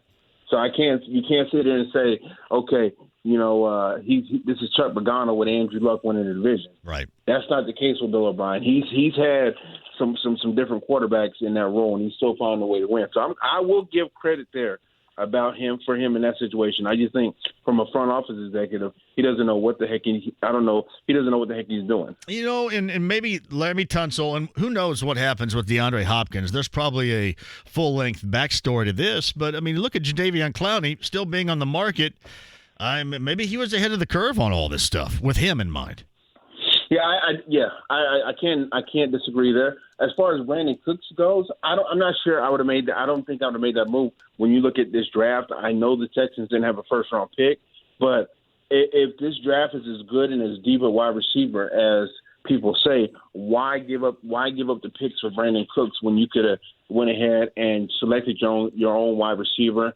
And especially when Cooks he's had some concussion issues, right? Unfortunately, if I'm not mistaken. Yeah, he's consistently injured and does have that issue as well. Now, you probably read this too. That it was reported that our friend, that red ass nut Eric DeCosta that runs the Ravens over there, says that you can go about to the 5th round on these wide receivers and still get somebody that's impactful for year number 1. You buy that? I mean, because he's the one that went off in the press box. I mean, he's done a good job with the Ravens, but he's nuts. He's a red ass idiot, but he's done a great job. Give him credit for that. I will give him credit. Obviously, they've done, like you said, they've done an exceptional job out there in Baltimore. So if he says you can get a good wide receiver all the way back to the 5th round, then I'm scratching my bald head even more on why Bill O'Brien brought in injury-prone Brandon Cooks from the Rams. Well, I've said this to everybody that's been on this week because they're doing this virtually and they're doing this over the internet. The Colts will draft a wide receiver with either the first second rounder or the second rounder because I'm going to bring some hackers in with me and we're going to hack in and we're going to choose a wide receiver for him. So that's so 34. So example, they may want to pass on, I don't know, T. Higgins. T. Higgins is available at 34. They may feel like passing. No, I got the hackers group with me. They're not passing. That's what's going up. That's going to the faux podium as the selection, that wide receiver. So it's happening. It's got to happen. Hey, what's the over/under on how many teams have some type of glitch as far as their Wi-Fi or whatever when it comes to having issues for on draft night? Because it's bound to happen, or somebody's going to say that they had an issue when their pick got in slow or something gets in slow. No, look what they do normally to prepare for this draft, and most of which they're unable to do. There's no doubt in how double secret probation the NFL is in general. What they feel they can and can't say, which is basically what they can say is virtually nothing. There's no doubt No doubt if something there's going to be something happening that somebody's going to go, well, you know what, we got screwed on this. There is no way it won't happen with the way the NFL works and how they have all this double secret probation protective nature and how, they're by routine, Mike. There's no way that there's not going to be a significant issue with some here. Just none. Exactly. Yeah, it won't be funny, but at the same time, we're going to be laughing inside because in the big picture scheme of things, it's the NFL saying we're not changing. Only thing we're changing is we're not having an in-person draft. But they're saying we're going to have a draft still, despite what's going on with COVID. So we're going to do it. We're going to find a way to get it done, and we're going to try to be the big tough boys in this situation. That's what the NFL has done by saying they're not going to stop things. Don't get me wrong, and I'm sure you'll co-sign. I'm glad there's free agency going on. I'm glad teams are making trades. I'm glad there's a draft. But at the same time, I think the NFL is looking very, they're basically flexing their muscle on how they go about things, saying nothing is going to slow us down. And let me say this before I even ask this question for Mike, that their colleagues, and this is not Mike Wells saying this whatsoever, but Adam Schefter was carrying the water for the owners who by all means would say, you know what, let's move this draft back because, this is too much and it's not the right time and everybody's tone deaf. But, Mike, in reality, it's not about that. In reality, it's about we can't do what we normally do. We don't feel prepared, and we're scared of it. That's exactly the worry over the whole tone deaf issue that Adam Schefter has been leading the charge on the past week or so. Yeah, hey, I will tell you this. I was shocked because, like you said, Adam is my coworker. He went in. I mean, what was the word he used? There's carnage in the streets or whatever. Yeah. He went in on a Goodell and everything on that. So there's nothing wrong. There's zero wrong with what they're doing right now. It's just he's just a mouthpiece for organizations that don't want to do it because they haven't been able to do what they call their due diligence, Mike. That's what that's all about. So what's the next thing we're going to talk about, Jay? No. No. Well, that's okay because I've got a next step here, and it's about hoopage. The next step is hoopage. Are you going to watch this NBA horse competition between dudes that are playing in their basements or their basement gyms or garage gyms and stuff? I'll probably check. Listen, I'll probably check it out because I'm sure my son's going to want to watch Steph Curry and company in it. So I will watch it to be a dad with him and stuff. But as far as sports goes, I've been very selective on the replays that they're showing. I watched some previous Masters, watched some of the Final Four stuff, but I have not watched every sporting event that has been replayed while the sports world has been shut down. It just seems like every damn NBA replay has got something with LeBron James in it. Like every one. I've seen it. I've been there and done that. You know what I mean? Is there not? I mean, they got all the. You go, any other games. It doesn't necessarily have to be all about. I know he's been, the dominant player since basically 2001 or whatever. But damn, I mean, every replay doesn't have to be about it. I wouldn't think. Yeah, you know what I would watch if they would replay Game 7 of one of the Pacers Heat playoff series in 2013, the conference finals. That 7-game series, even if it was Game 7 when basically the Pacers went in the fetal position and got blown out by Miami, I would watch that. I would gladly watch that if that were to come on TV. Was it that series in Game 1 where Frank didn't put Hibbert back in defensively? Yes, Hibbert was not on the ball and LeBron was able to catch it and turn and blow by Paul for the winning bucket at the buzzer. Yep.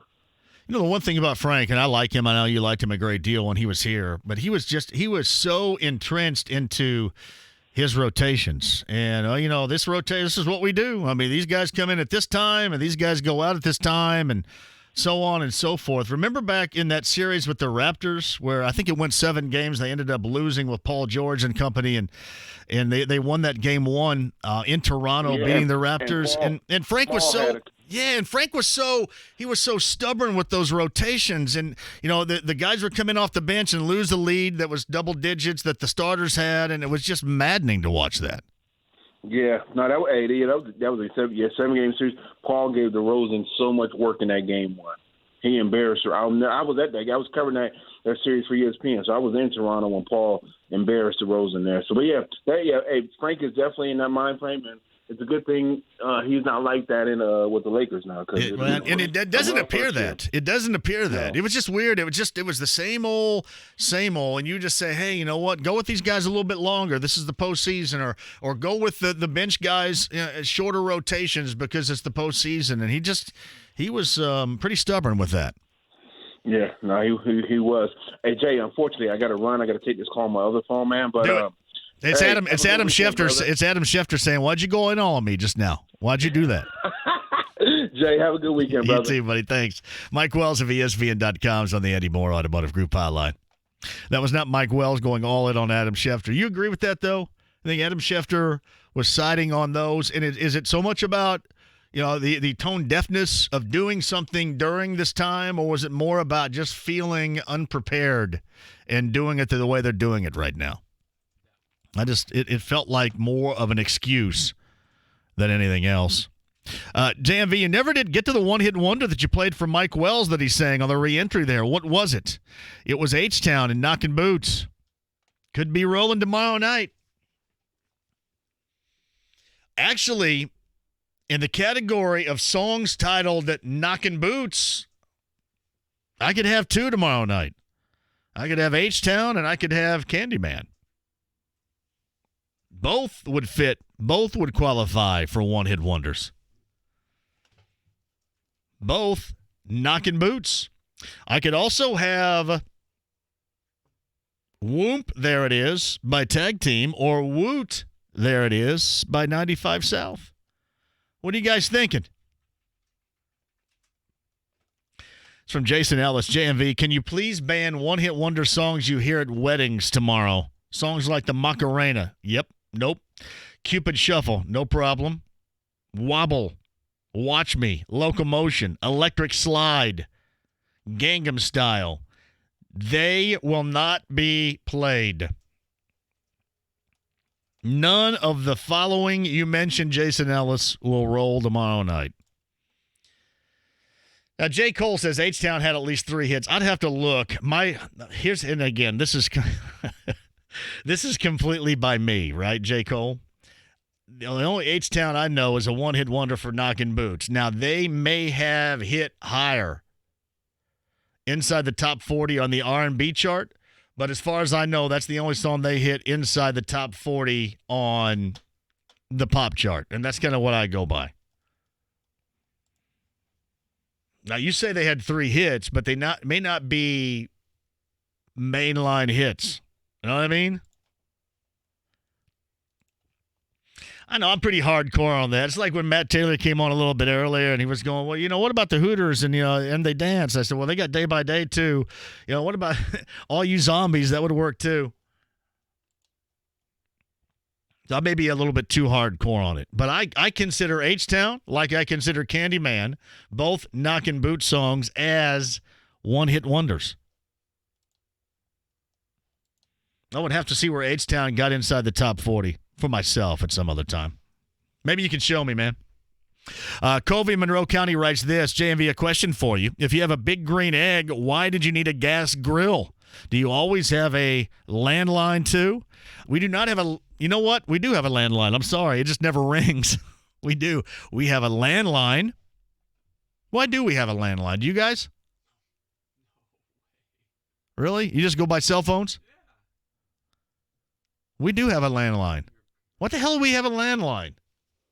Wait, engineering, baby. What's happening? Why do we have a landline? Do you guys have a landline? Son of a gun. I do have a landline. I have a landline and a gas. Well, I don't have a gas grill any longer because it got tossed around the other night. Bad. All right, quick break and we'll come back. I guess I do have a landline. It does. Occasionally it rings. Weird. Quick break. We're back with the top of the hour. Pat Sullivan's in studio. Hashtag Ask Pat. That's how you get a question via social media to Pat Sullivan of Sullivan Hardware and Garden. Anything you want to hit regarding landscaping, yard work, grilling, smoking, what have you. Exterminating varmints. Hashtag Ask Pat. Or your calls on the other side at 239-1070. Anything goes a little bit later on, too. Back with you next.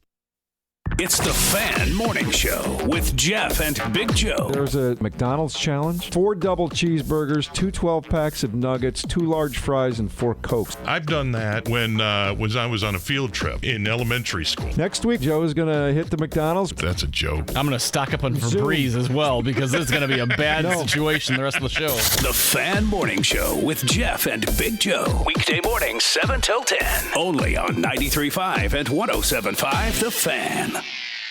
Hi, I'm Ryan Kelly with thehomeloanexpert.com. Mortgage interest rates are sitting near historic low levels, and we are saving homeowners hundreds of dollars a month on a refinance. We're also getting homeowners cash out so they can pay off the credit cards, make home improvements, or just stick the money in the bank for uncertain times. There's a lot of volatility in the mortgage market, and rates are changing daily. Start saving now with our 5-minute loan approval, only available at thehomeloanexpert.com. The Home Loan Expert LLC, NMLS number 1326241.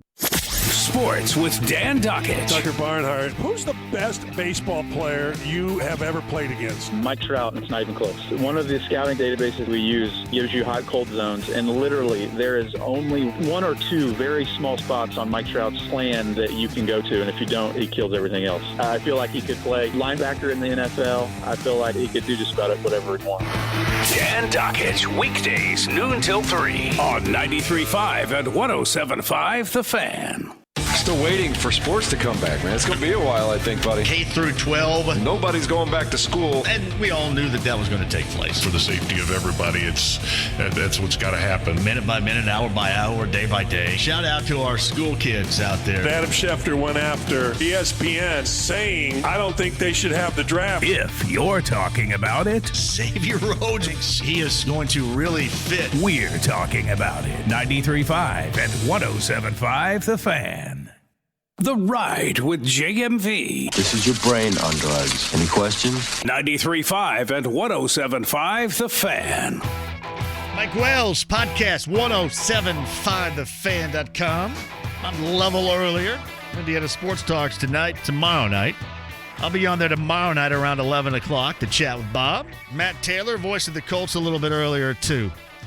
It's a podcast. Hashtag Ask Pat in the 5 o'clock hour. Anything goes coming up. Now, I mentioned we have scheduled Anything Goes for 6. Now, granted, we only have like 10 minutes for it on the other side.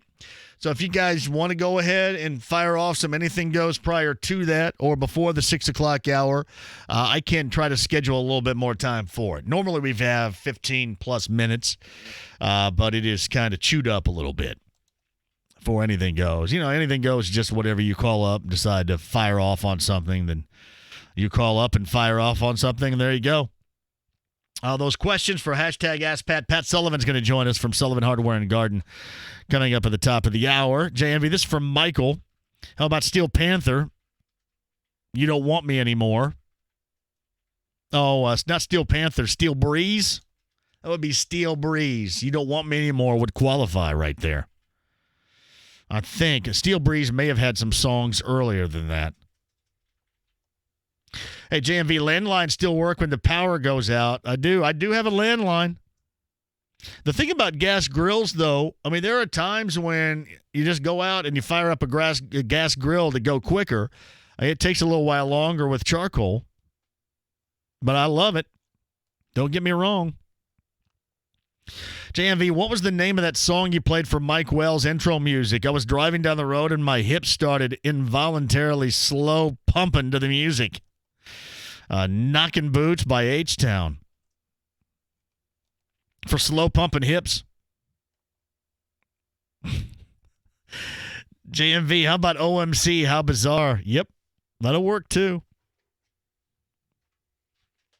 What's that? Your Woman by... something Town. Your Woman. Remember it had the Star Wars, kind of the dark side theme. Kind of sounded like it at least. Like Your Woman. Yeah, landlines. I didn't know that was a bad... See, I'm learning a lot of things as I go along. I didn't know having a gas grill was a bad idea. I didn't know having landlines was a bad idea. And I didn't know that having a Bradford pear tree was a bad idea. What the hell, where have I been? You guys are supposed to be telling me this stuff, not when it all goes to the crapper. Then I learn it there. My man Mark is from Brownsburg. He is the Big Green Egg rep, phoning in at 239-1070. How are things going with the egg? Oh, things are going well with the egg, and I've been working on my back deck for the last 3 weeks, so I've been listening to you every day when normally, I'm working. Yes, and sir. I'm just loving the show, and I'm glad your Big Green Egg survived the straight line win. It was having nothing of it. I mean, everything else I was losing, but that thing stood right out in the middle of the backyard and said, nope, I'm not moving. Yeah, that's great. That's what's great about the egg. They got a lifetime warranty, but they're heavy duty, man. They don't blow away in a little 70-mile-an-hour straight line winds. They can handle it. It hung right in there, man. It was pretty awesome. It was, and we fired it up on Sunday afternoon too. Good. Hey, I really enjoyed that Mike Wells. He's a Brownsburg guy too, just like Big Joe is. Yep. I gotta hook up with Mike Wells and maybe go over.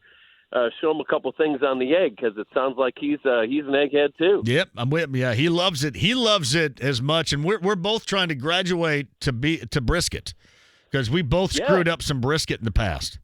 I heard that you guys have talked about that, and I can be of some help there. Also, if you go to biggreenegg.com and you look up brisket with coffee. It's our video recipe for brisket that you can't screw up. Brisket with coffee. You got to check it out. I like it. That's Mark. He's a rep for the Big Green Egg, the awesomeness that is the Big Green Egg from Brownsburg. Decided to call in. Hey, thanks for listening and all these days where you're out there and in the backyard doing what you do. And heck yeah. Keep it up, my friend. I appreciate you. All right. Thanks a lot. And I'm looking forward to Saturday night's deal. I haven't listened yet, so tomorrow night's going to be the night. So all right, well, call in and give me a one-hit wonder or a two-hit kind of request, if you would. Okay, yep, will do. Mark, thanks. That's awesome. Well done, Mark. Shout out to the Big Green Egg. J. Law writes this, YouTube Live. We had 39 power poles and lines in Westfield completely flattened by the storm. I know a lot of you up in Westfield, that portion of Hamilton County. I think some inside, I shouldn't say near north side, but north side, Marion County were without power for a while. I think some of you went like 24 hours without power. Remarkable job by Duke Energy getting lines back so quick. I hope things are clarified right now for everybody. That is well done. Absolutely well done. Wait a minute. That's nice. How about I Melt With You by Modern English? Yep. That'll be locked and loaded, no question about that. Yeah, JMV, I heard your theory on the Colts maybe selecting a quarterback in those first three picks, the 2 seconds or the third round. But don't you think if they were going to pick a quarterback, it would have been done at 13? Is that not the reason why they decided to make that trade for Buckner? Well, listen, that's certainly a good theory. I'm not going to denounce your theory whatsoever. I just think, to me, that Chris Ballard wanted an ultra-huge anchor. He wanted a huge presence along that defensive line, and he wants that defensive line to be as good as the Colts' offensive line and how he developed and built that. Therefore, I don't happen to think it had anything to do with what they believed the quarterback quality might be. It may have to do with the fact they thought that the quarterbacks would be gone that they would want, and that they were not going to be willing to trade up from 13 to try to track one down. I don't know if that directly means they just don't like the position in general of 2020 at quarterback. Like, I'm not going to buy that. But I'm not going to dismiss immediately your theory either. Because that's one we've knocked around as far as, it's been. Because as soon as they made that deal for number 13, we kind of came to that conclusion that certainly could be part of it. I'm going to be surprised if they don't select a quarterback in one of those three picks. Anybody else with me? That needs to be a Connecticut water question of the day. Will you be surprised in 2 weeks if they don't select a quarterback in one of those three. If they don't, is that a problem? If they do, is that a problem or a wasted pick in your opinion, considering that they still could go into 2021, maybe find somebody they like better.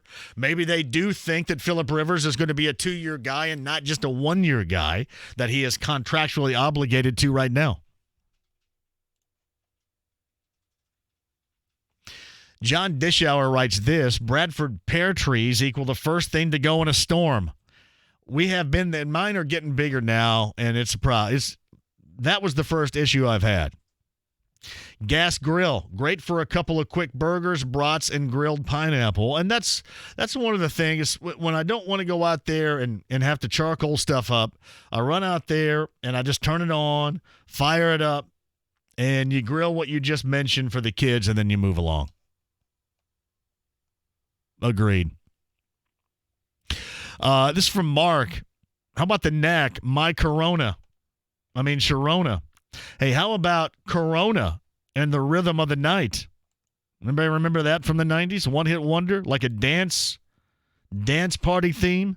Rhythm of the Night by Corona. That was her name. True story. Yeah, JMV, I agree with you. I think that the Colts will select a quarterback somewhere in those first three, and I kind of wonder if they don't look at Jalen Hurts if he is still there as a target. Have you seen all the mocks? Where's Jalen Hurts fall in a lot of these mocks? That's been the one. And listen, I've vaguely talked about Jacob Eason. Nate Stanley's been brought up. Jake Fromm's been brought up. But probably the most interest would be Jalen Hurts, but will Jalen Hurts still be there? Stephen Grimes writes this: Alan O'Day, Undercover Angel, Midnight Fantasy. And the first three picks, receivers, tight end included. So you're going to go back-to-back receivers and a tight end, so you say there, huh? John Matthews says, need players that can tackle Cooks, Cobb, making pass rushers obsolete versus the Texans. Henry runs Titans. If they do draft a quarterback, it's a huge problem. JMV, your woman was Whitetown. Thank you.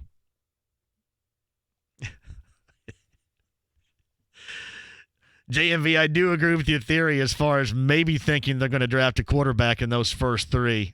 I don't think I'd bet a lot of money on it if I decide to bet on it. JMV, the only Rhythm of the Night I respond to is the 80s from El DeBarge, or DeBarge with El DeBarge. Show enough. Joe Strack, that's accurate. You're the beat and the rhythm of the night. Dancing until the morning light. Forget about the worries on your mind. Ooh, I could just go ahead and just give it all to you if you guys want. We're getting hashtag Ask Pats in here as well, which is nice. Most of the mocks have Jalen Hurts going where? On NFL.com, it has a big run of quarterbacks in the third round. Mm-hmm. It actually has the Colts taking Jacob Eason. Jake Fromm goes a little before that, and then Jalen Hurts falls to the end of the third round. So a lot of these mocks do have the Colts in one of those first three going quarterback, don't they? Yep. A lot of people think that that's a waste. Because you don't think that if it's not a part of the first four, that's my assumption. My assumption is you believe it's not Burrow, if it's not Tua, if it's not Herbert, or if it's not, what's his name from Utah State? Jordan Love. If it's not him, then it's not anybody. Tell you what, keep an eye on those three picks right there. But there's some value. I mean, we see some NFL starting quarterbacks that go in that 3 to 4 round range. I mean, Dak Prescott was a 4th rounder. I think Kirk Cousins was a 3rd rounder. So there can be some value there. Matt Murphy writes, we need receivers. I say take 2 receivers and a tight end in those first 3 you're talking about. My guess has been receiver, quarterback, tight end, or quarterback, receiver, tight end. That's been my guess. That was my guess way back when, too. And it's probably going to be essentially wrong, but I mean, hell, if you don't take a shot, then what chance do you have, right?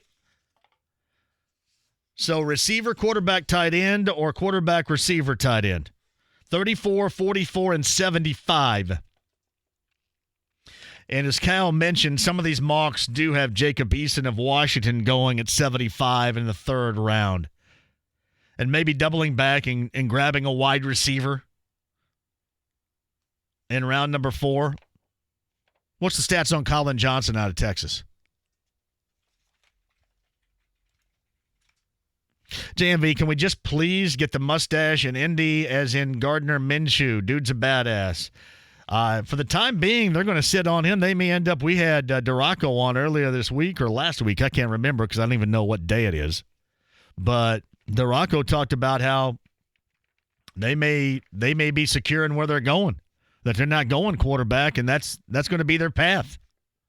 He talked up Minshew a great deal when he was on. Was that this week or last week? Duraco. It was last week, wasn't it? I can't remember. I don't even know what damn day it is. Not terrible. Anybody else like me? You just don't know what date it is? And it's not senility setting in. It's just all these days right now where we are seemingly the same. It's how it feels. Sean Clark, JMV, call me a homer, but give me Chase Claypool at 34, big frame. The Rivers needs, we have certainly talked about that. Cole Kmet, next, Jalen Hurts in the third. Sean and Greenwood, I don't think Hurts will last until the third round. I mean, if you're going to look at the third round, it's probably going to end up being, it's going to be Jacob Easton or Nate Stanley or something like that. Mock I saw, they had Jalen Hurts going behind those guys. Really did. Behind Easton, behind Fromm.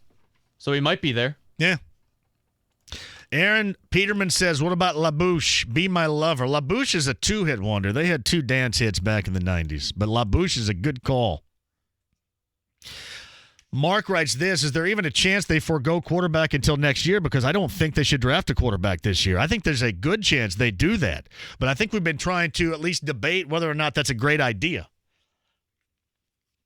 Now, listen, let's go with best case scenario. I'll tell you what, we'll do this and we'll go to a break.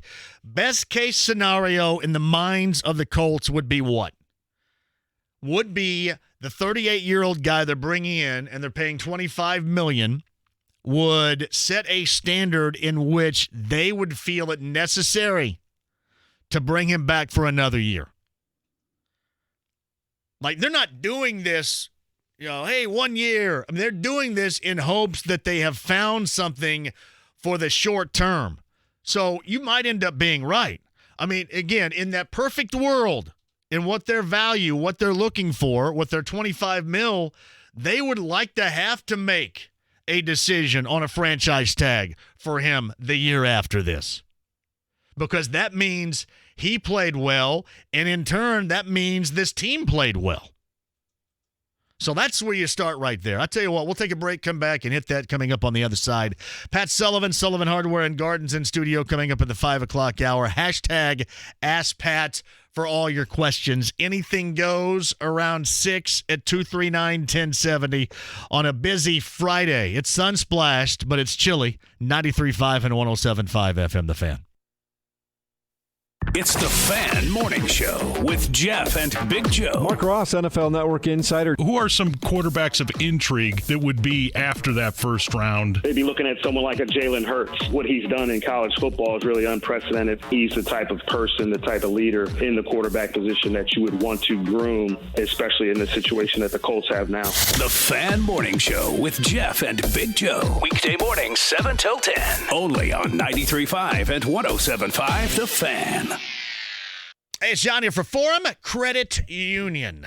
All right, a lot going on right now. No doubt about that. And certainly it's a great deal that's new. I will tell you this about Kevin and the gang at Forum Credit Union. They have consistently over the past 3 years shown me new and genius ways to budget money, to save money. That's what they're doing for all of us. And now it's even more so because they want to take something significantly off your plate, and that is your level of stress, the burden that is your finances right now.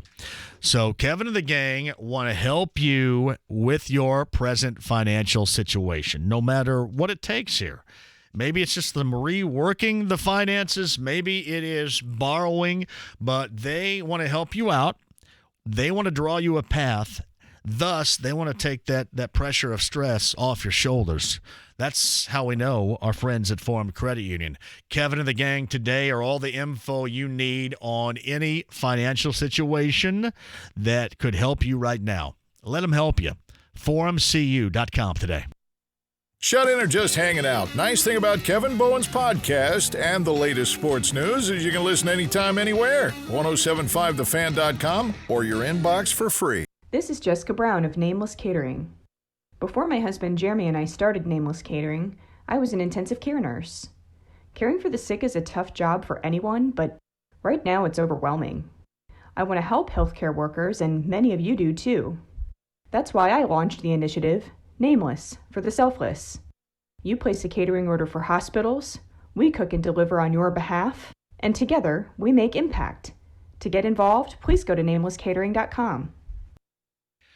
It's LD Smith Plumbing. All right, times we're going through right now, you're still going to need some help. And let's just say it's in the department of your plumbing. If you have an issue, large or small, Lance and the team from LD Smith Plumbing to the rescue. And with financing right now that is going on, 12, 24, or 36 months, provided your qualifications, and then you let Lance and the team go to work for you. Again, no matter what job we're talking about, large or small. And I told you to check out those sump pumps, right, the past couple of weeks.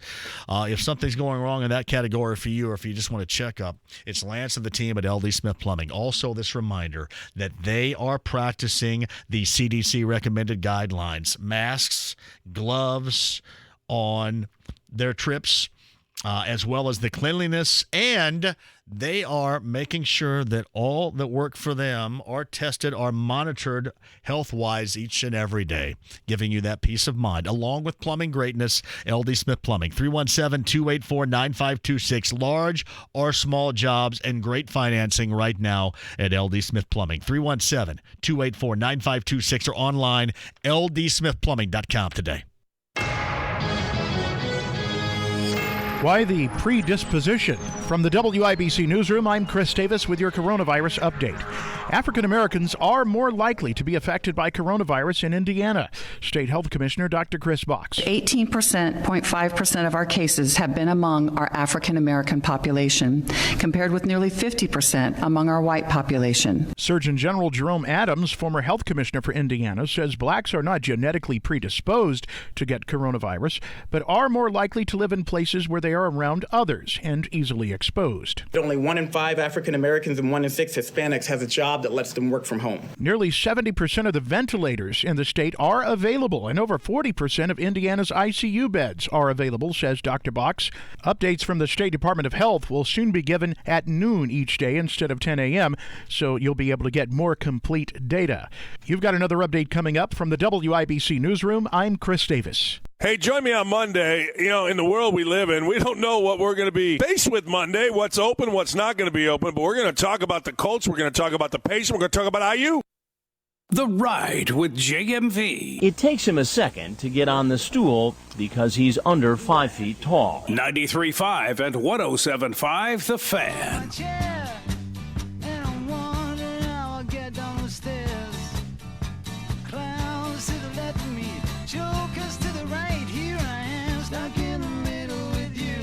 Welcome back. Pat Sullivan, top of the hour. Brandon Stokely, former Colts wide receiver, going to join us coming up on Monday's show. Can't wait for that. Got a lot of variety coming up next week too. We're going to get you closer and closer to the draft, of course, and continue to talk about that. But also a variety of things, including is Danny Tarkanian coming on the show next week too? Oh man. Talk about a lot of those teams his pops had back in the day. I mean, hell, most everybody remembers, obviously 1990, and then certainly when they were upset in 1991. But 1990, I will argue this as well. I think going back to the early 90s, what was it, 90? 91?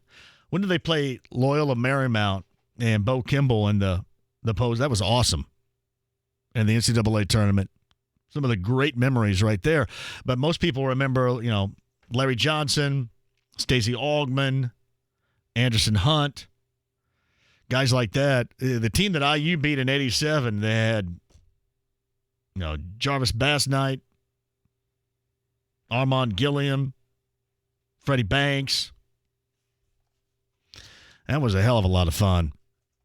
Gary Smith writes this, hey, JMV, I think they need a pass rusher. I will say this. I think they feel right now that next step that's going to be taken from Toure is going to be next year. And you may be right. They may. I don't know. I don't know if they're going to dabble in that or not, Gary. I think they feel. And remember, Toure was showing signs before that injury against Kansas City last year that took away the rest of his season. He was showing signs. I mean, the reason why everything changed so dramatically in that game on a Sunday night a year ago or this past year was because of Toure and getting close to Patrick Mahomes, re-injuring Patrick Mahomes. And he wasn't the same guy. Remember him flying around early in that game? I mean, just looking incredible as he is. And, yeah, he had his tire deflated. And then Toure got injured, and he didn't have a season after that. I think that they're counting on Toure to be that type of guy and still counting on a great deal from Justin Houston. It's from Sam Smith, JMV. Keep an eye out for Washington State quarterback Anthony Gordon. Only started one season, but had tremendous success, potentially high upside. However, not sure when he is projected to go. Third and fourth is what I saw for him. Maybe a little bit earlier.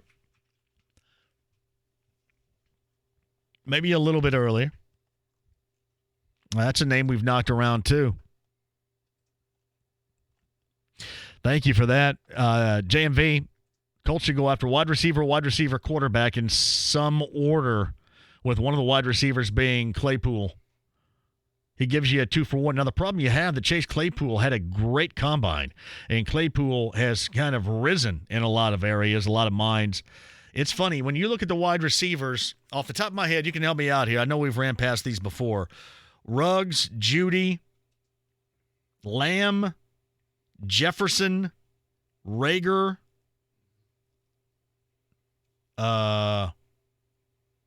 Mims, Ayuk, Claypool.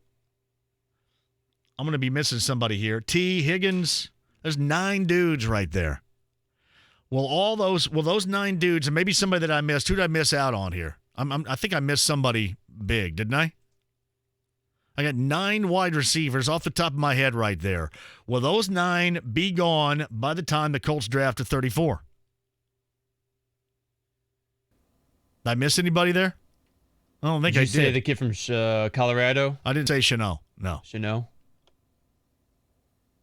Or Shellnut if you're from Southern Indiana. Yeah, Chanel. There's a couple that will still probably be there. Claypool, I bet you will be there at 34. That's 9 dudes right there, man. 9. That's incredible. I think.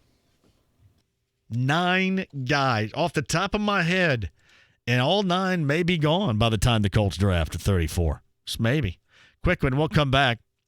Chris Baxter writes this. You might consider developing or devoting an entire hour to Anything Goes next Friday, March the 48th. That's a good call out of you. March the 48th, we'll need that. That's what I think about, too. I still at times look out and think we're still in March. That's where everything just kind of blended together here. That's where we are. Thank you, Chris. Quick one, other side, hashtag Ask Pat with your questions. Pat Sullivan, Hardware and Garden. I should say Pat Sullivan, Sullivan Hardware and Garden will get us updated on everything, and I will tell him how my badass Big Green Egg survived when the old gas grill got tossed around like a tumbleweed the other night. And I mean, is a tin can right now. Hashtag Ask Pat, Pat Sullivan in studio. We've got some Yeti stuff on the line, too. Back with Pat, your calls and your tweets and emails. Other side next.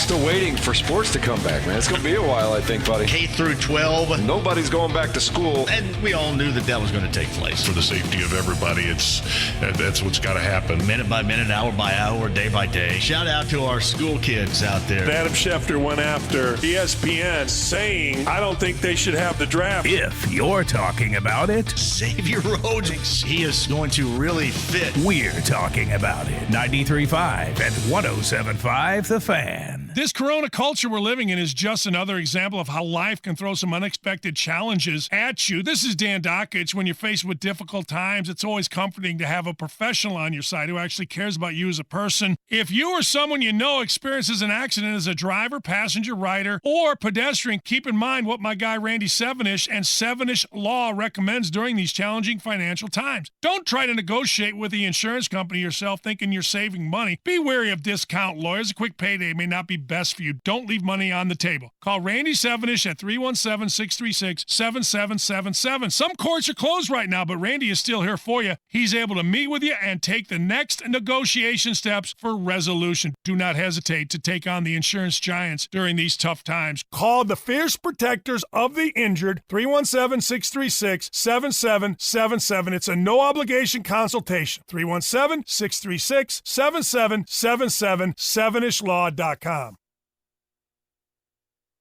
This is Indy Sports Center. WFNI, WIBC, HD2, W298BV, W228CX, Indianapolis. A well-deserved break from your quarantine binge watching. 93.5 and 107.5 The Fan. The Ride with JMV. I'm the bullish prince. 93.5 and 107.5 The Fan. One-hit wonder. You guys know this one-hit wonder? Kyle, turn this up here. This is a one-hit wonder.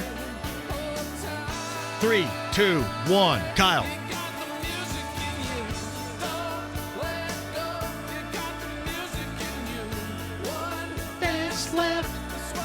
New Radicals. I mean, I know the song. I just can't remember who's saying it. You know, I don't called. even know the song. It was not on the playlist at the Hardware when I was during. Is that during the 80s, 90s? What is this? It? Is the 90s, right? 90s? I think like 98, maybe. Yeah, you know, actually, New Radicals. Get what you get. As I recall, the store we did not have music from 94 to 97. I got a two-hit. Turned out it was just a blown breaker. I have a two-hit wonder here too. Keep it up. Hold on, turn it up. No? Tonic? Anybody? Know the song. From the 90s? I know the song. I'm going to one-hit wonder it tomorrow night. And Are you on again? Oh, yeah. I'm on like the next 2 Saturdays. B105. It was huge. Like, I will say this. It was huge on Saturday night. We were pumping it hard on Saturday morning. Please do it some more, too, because I had, like, the whole phone bank was lit up.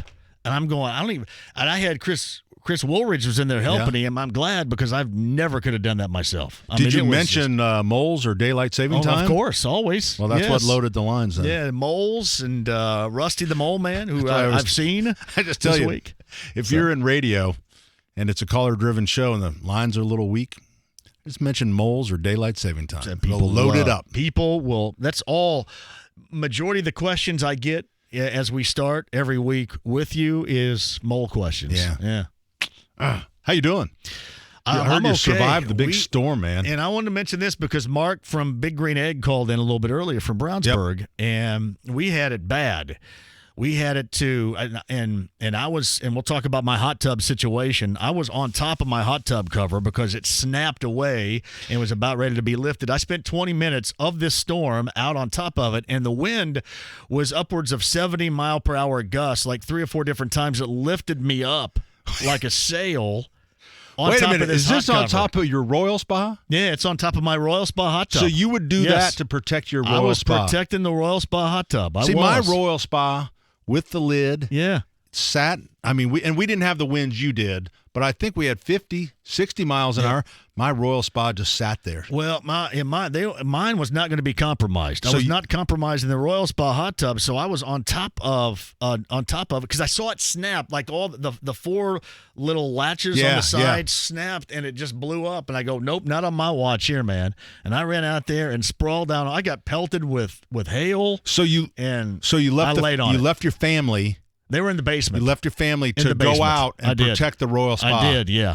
That's how much you think of the Royal Spa. They were and they were protected by the basement. They were in the basement, and I was outside in it. Yeah. I spent 20 minutes of that storm with a direct hit on top of the Royal Spa. hot Bob tub. Dapper would be very, very, very Shout proud. out to Bob Dapper right there. Yeah. I'm going to have to get some new things here pretty soon, but man, that was awesome. Yeah. I was in the protecting Royal it. Spa last night, as a matter of fact. I was. It's Were you? very nice. Yeah. It's nothing better than. Which ones do you have a Royal Spa? Yeah, at your place I got too? the King. Yeah. I think I got the Sultan. Is that Sultan? Yeah, or the something King like is that? one step up. Yeah. I'm sure it is. Yeah, I'm the Sultan. I don't know quite what that means, but it's awesome. Yeah. I just know when I got mine, I said, I just want a big ass stereo in mine. And he put a Kenwood car stereo in the bottom of it. Yeah.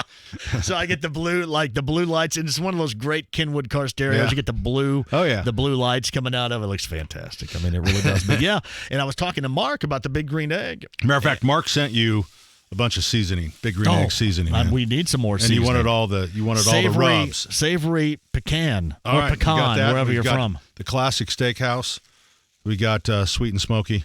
He called me, said, set you up with some. You know what's funny? Some rubs.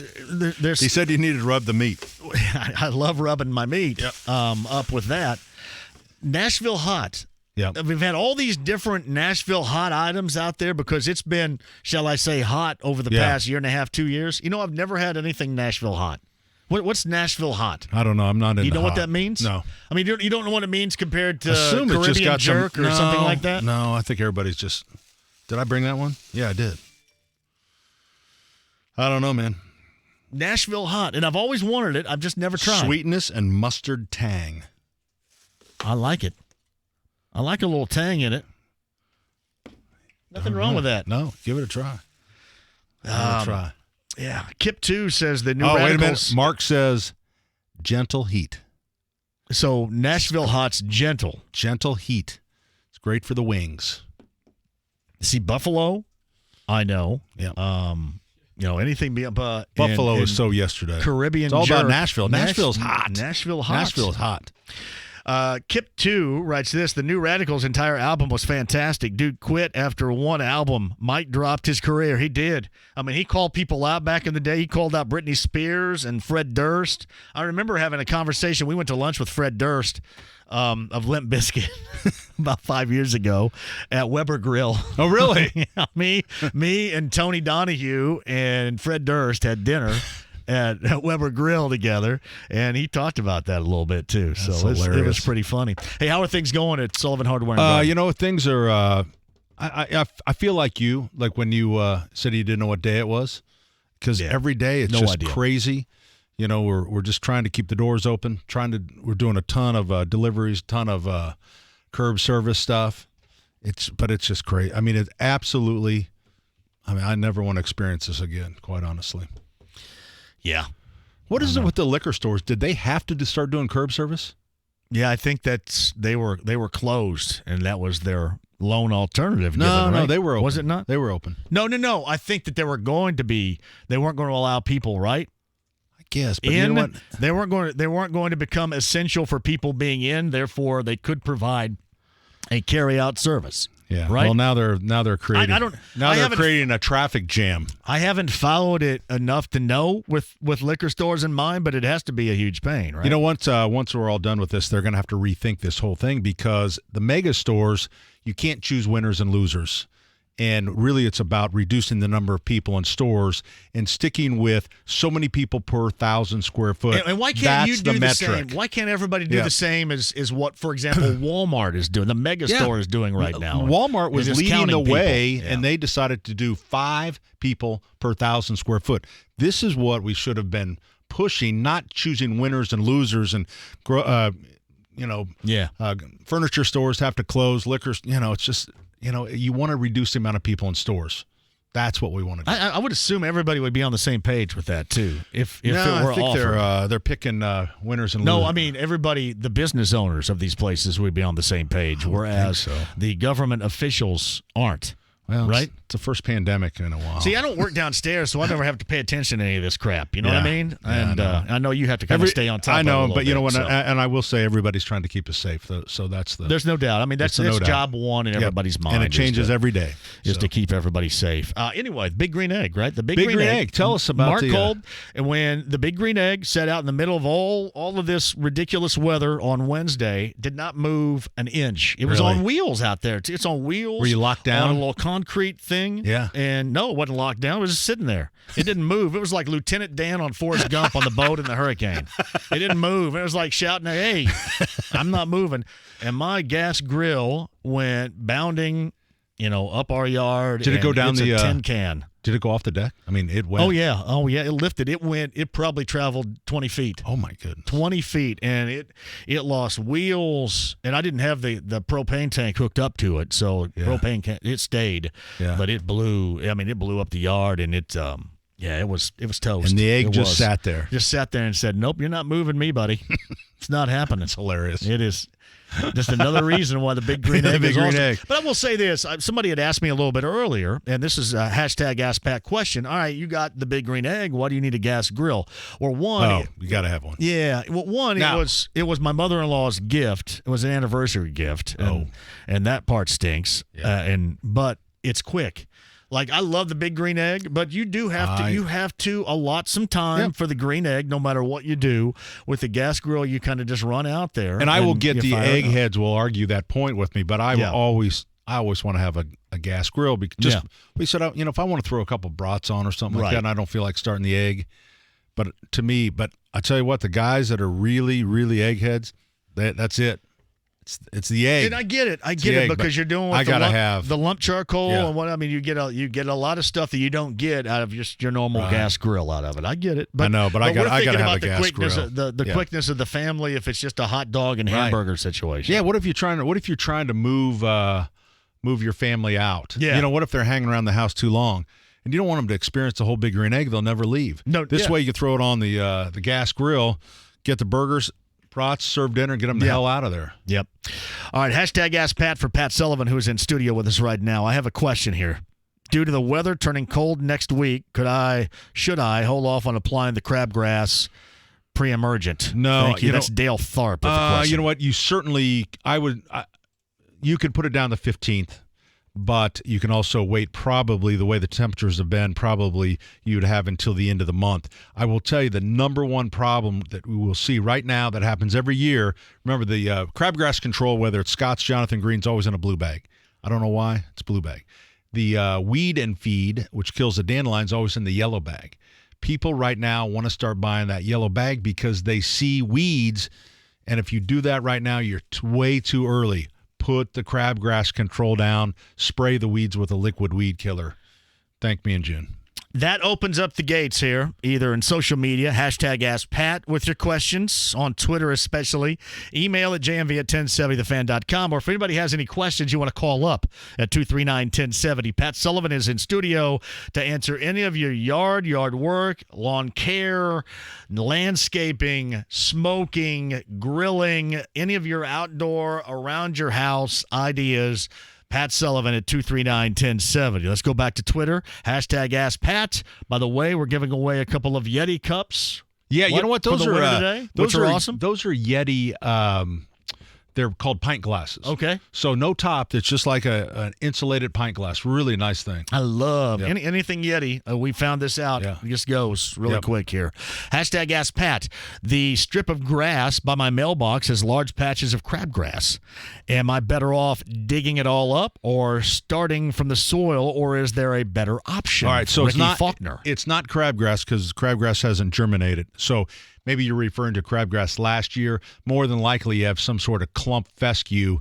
And if you have a bunch of it, I think I would go ahead and use the white bottle of Roundup. Go ahead and spray it now, and then plant grass, new seed.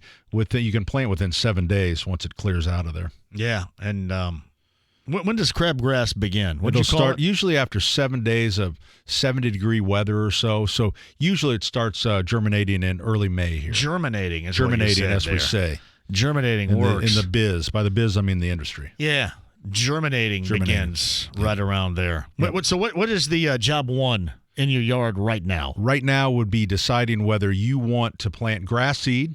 So you want to get crabgrass control and fertilizer down, and then you want to plant any seed because right now the soil temperatures have hit to the point where you can plant grass seed. It's just you cannot put the pre-emergent crabgrass in the same spot where you're going to plant grass seed because it'll keep the grass from growing. Hashtag Ask Pat from Neil Bob, which makes me laugh automatically. Trying to cut some cost and contemplating treating my own lawn. Nice. I have some Scott's Turf Builder lawn food in the garage. Will that work for a first treatment, or should I use something else? Well, you know what? Again, that crabgrass control is important, but if you have a pretty shady lawn, crabgrass doesn't generally grow in the shade, so you could put down your turf. You want one application of fertilizer in the spring, and you want 2 to 3 from August to November. And I know that's a little reversed because fertilizer companies, they know you're excited about your lawn in the spring and they want you to put a couple applications on in the spring when really your lawn needs it more in the fall. So crabgrass control, fertilizer, boom, you're done. Do a little spot treating of the broadleaf weeds. Pat Sullivan, Sullivan Hardware and Garden. Hashtag Ask Pat on Twitter at 239-1070. And TJ is on with a question for Pat Sullivan. TJ, go ahead. Hi, thanks for taking the phone call, Pat. Sure. Appreciate it. Hey, I've got like 70% of my lawn is bad fescue, and I've done everything, overseeding in spring and fall, and I can't get rid of it. If it's, there's no selective control for the fescue. You got to kill it. I mean, if it's really become a turf, if it's just clumps, you could go and spray the clumps and kill the clumps, and then just spot treat those areas. But if you have a big mat of it and it's that tall, clumpy like Kentucky 31, you just spray it with Roundup and kill the whole thing. So you can either do it right now, or you can wait till kill it in August and then plant in September. Okay. All right. Thanks for Not easy, man. Hey, TJ, I I thought you were calling about a different kind of weed. That's my bad. That sucks. I got bent grass. I got the same problem with bent grass. I thought you were calling about like weed that's not legal here yet. Yeah, no. Are you doing the CBD oil? I'm not, man. We got our first somebody's growing weed call on this show. I was kind of proud of the moment. It's coming. I'm telling you.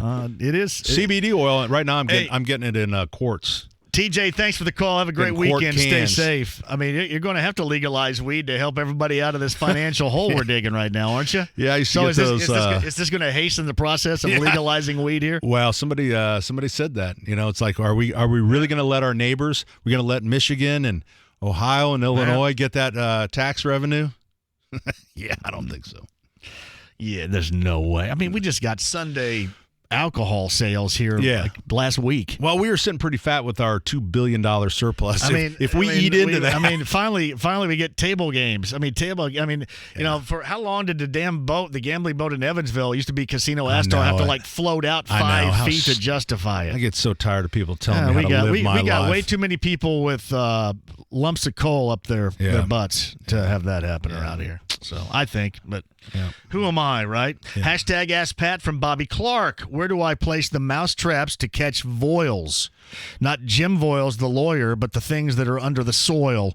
I've tried in the runs and the entrances and have caught nothing. Do you keep Jim Voiles' card in your wallet? Jim Voiles. That is not the voile we're talking about trying to catch here. But he is somebody he that's is really a super important. Lawyer. He really is. You know what else he does? He has lunch at Workingman's Friend, and I can get on board with that, brother. His card says don't text, don't email, don't. Then it says shut the up.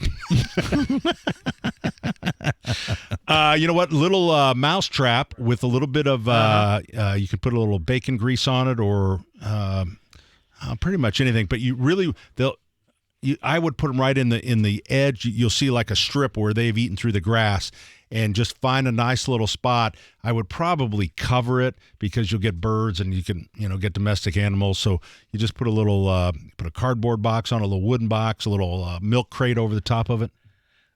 Jim Voiles. Jim Voiles. They're pronounced the same though, right? That's things voiles? Voles? Voles? V-O-L. Not voiles. V-O-L-E. I thought it was pronounced voiles. Vol. That's where the joke kind of came from right there. Beep, beep. Back out of that one. Come on, man. He knows that I like him a great deal. He's a great guy. Hashtag Ask Pat. I think I jumped the gun over seeding this spring. Did I? Should I plan to plant more soon? No, you know what? Unless with the rain that we had, the heavy rain that you were on a slope and it washed down to the bottom, as long as it stayed put, it just will not germinate until soil temperatures get to the mid-50s, which has just been recently. So if you've had it down for 3 or 4 weeks, just hold tight. It should start germinating. Did you guys have any hail up in your neck of the woods? We did, and you know what? Just 30 seconds, because much more it'll ruin a crop of plants in our garden centers, which is a real problem. I had to shout out because we had some too. My man Brian Neer of Farm Bureau Insurance, who's the absolute best, my agent, sent out Rob and Eads Roofing, Siding, and Gutters today. And Rob climbed up there. And as I left, which is always the case, when somebody's doing work around my house, I just kind of exit. That's my exit strategy. Hey, I got to go work. Got to go. I got to go work. I've got to work. Yeah. That's me. I'm like overacting. Oh, I've got to work. Got to work. I'm a big. I don't know. I don't know if you know me. I'm a big deal. Hey, I've got to. It's we've got 12 hours until I got to work. Kind of a big deal. See, that's the trouble with not having live sports on right now. Yeah. Because it's not like I can say, well, you know what? I can't do this because I've got to watch this game. Oh man, damn. I guess I can do that now. That sucks. Jeez.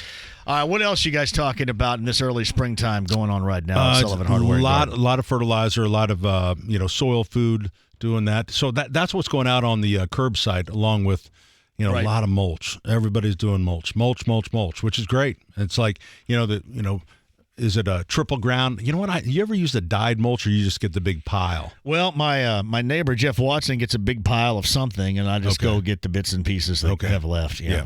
So.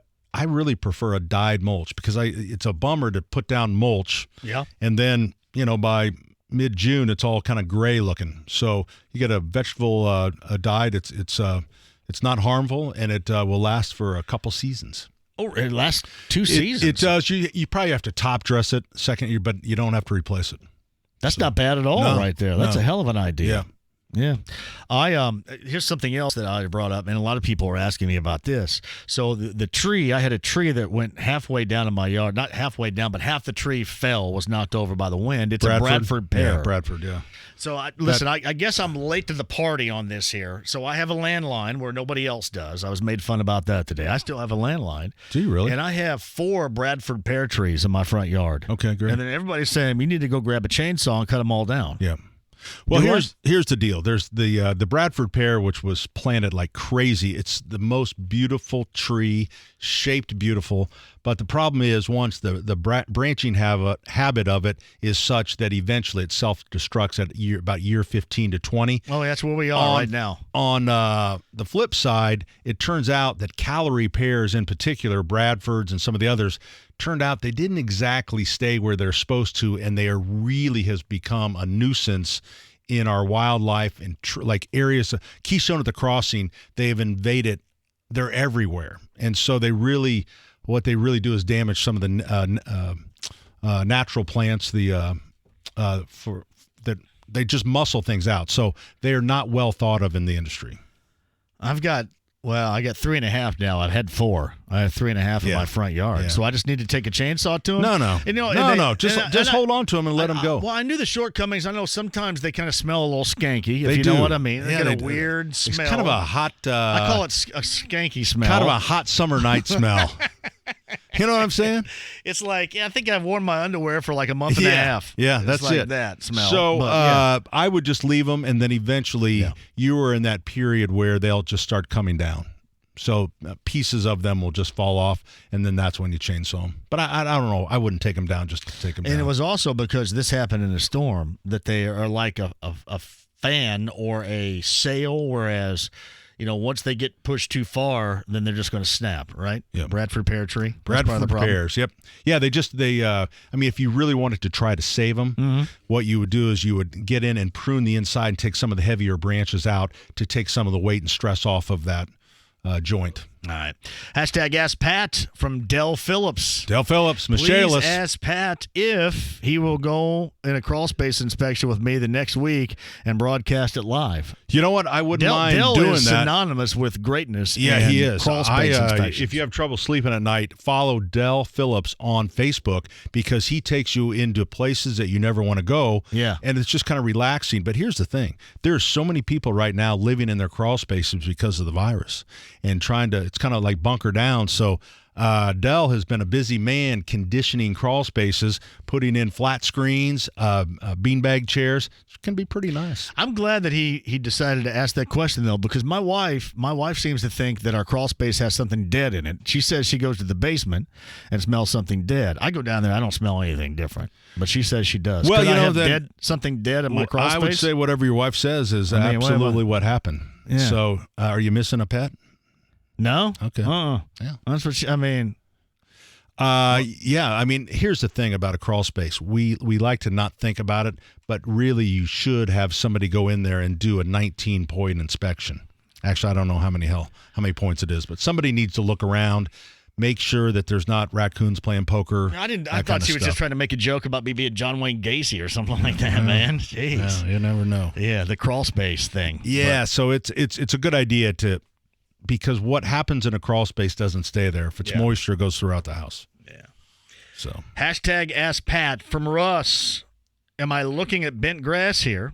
It's thick, bladed, shallow rooted, and pulls easy. Bent grass is really matty. It's actually kind of nice and soft, but it just stands out and invades bluegrass lawns pretty good. And the only way to do it is to kill it with, there's a selective killer called tenacity for it, but nothing else grows with the bent grass, so you might as well just use Roundup on it.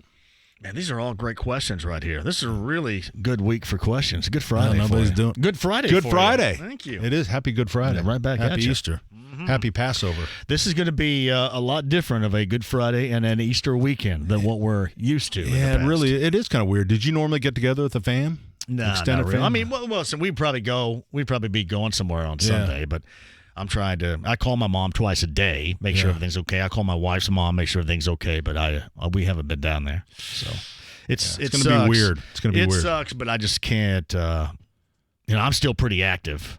It's for this job and stuff. Yeah. I mean, I'm still pretty active. So I'm working. I swear I'm working more now than before because we've lost about 66. We have lost 66% of our staff. Yeah. And so we're just trying to keep the doors open. So you're probably working 18-hour days oftentimes. Dude, I built a wheelbarrow 2 nights ago. I haven't built a wheelbarrow since I was in high school. You assembled it, or I assembled it? Really? Yeah, because a customer needed it.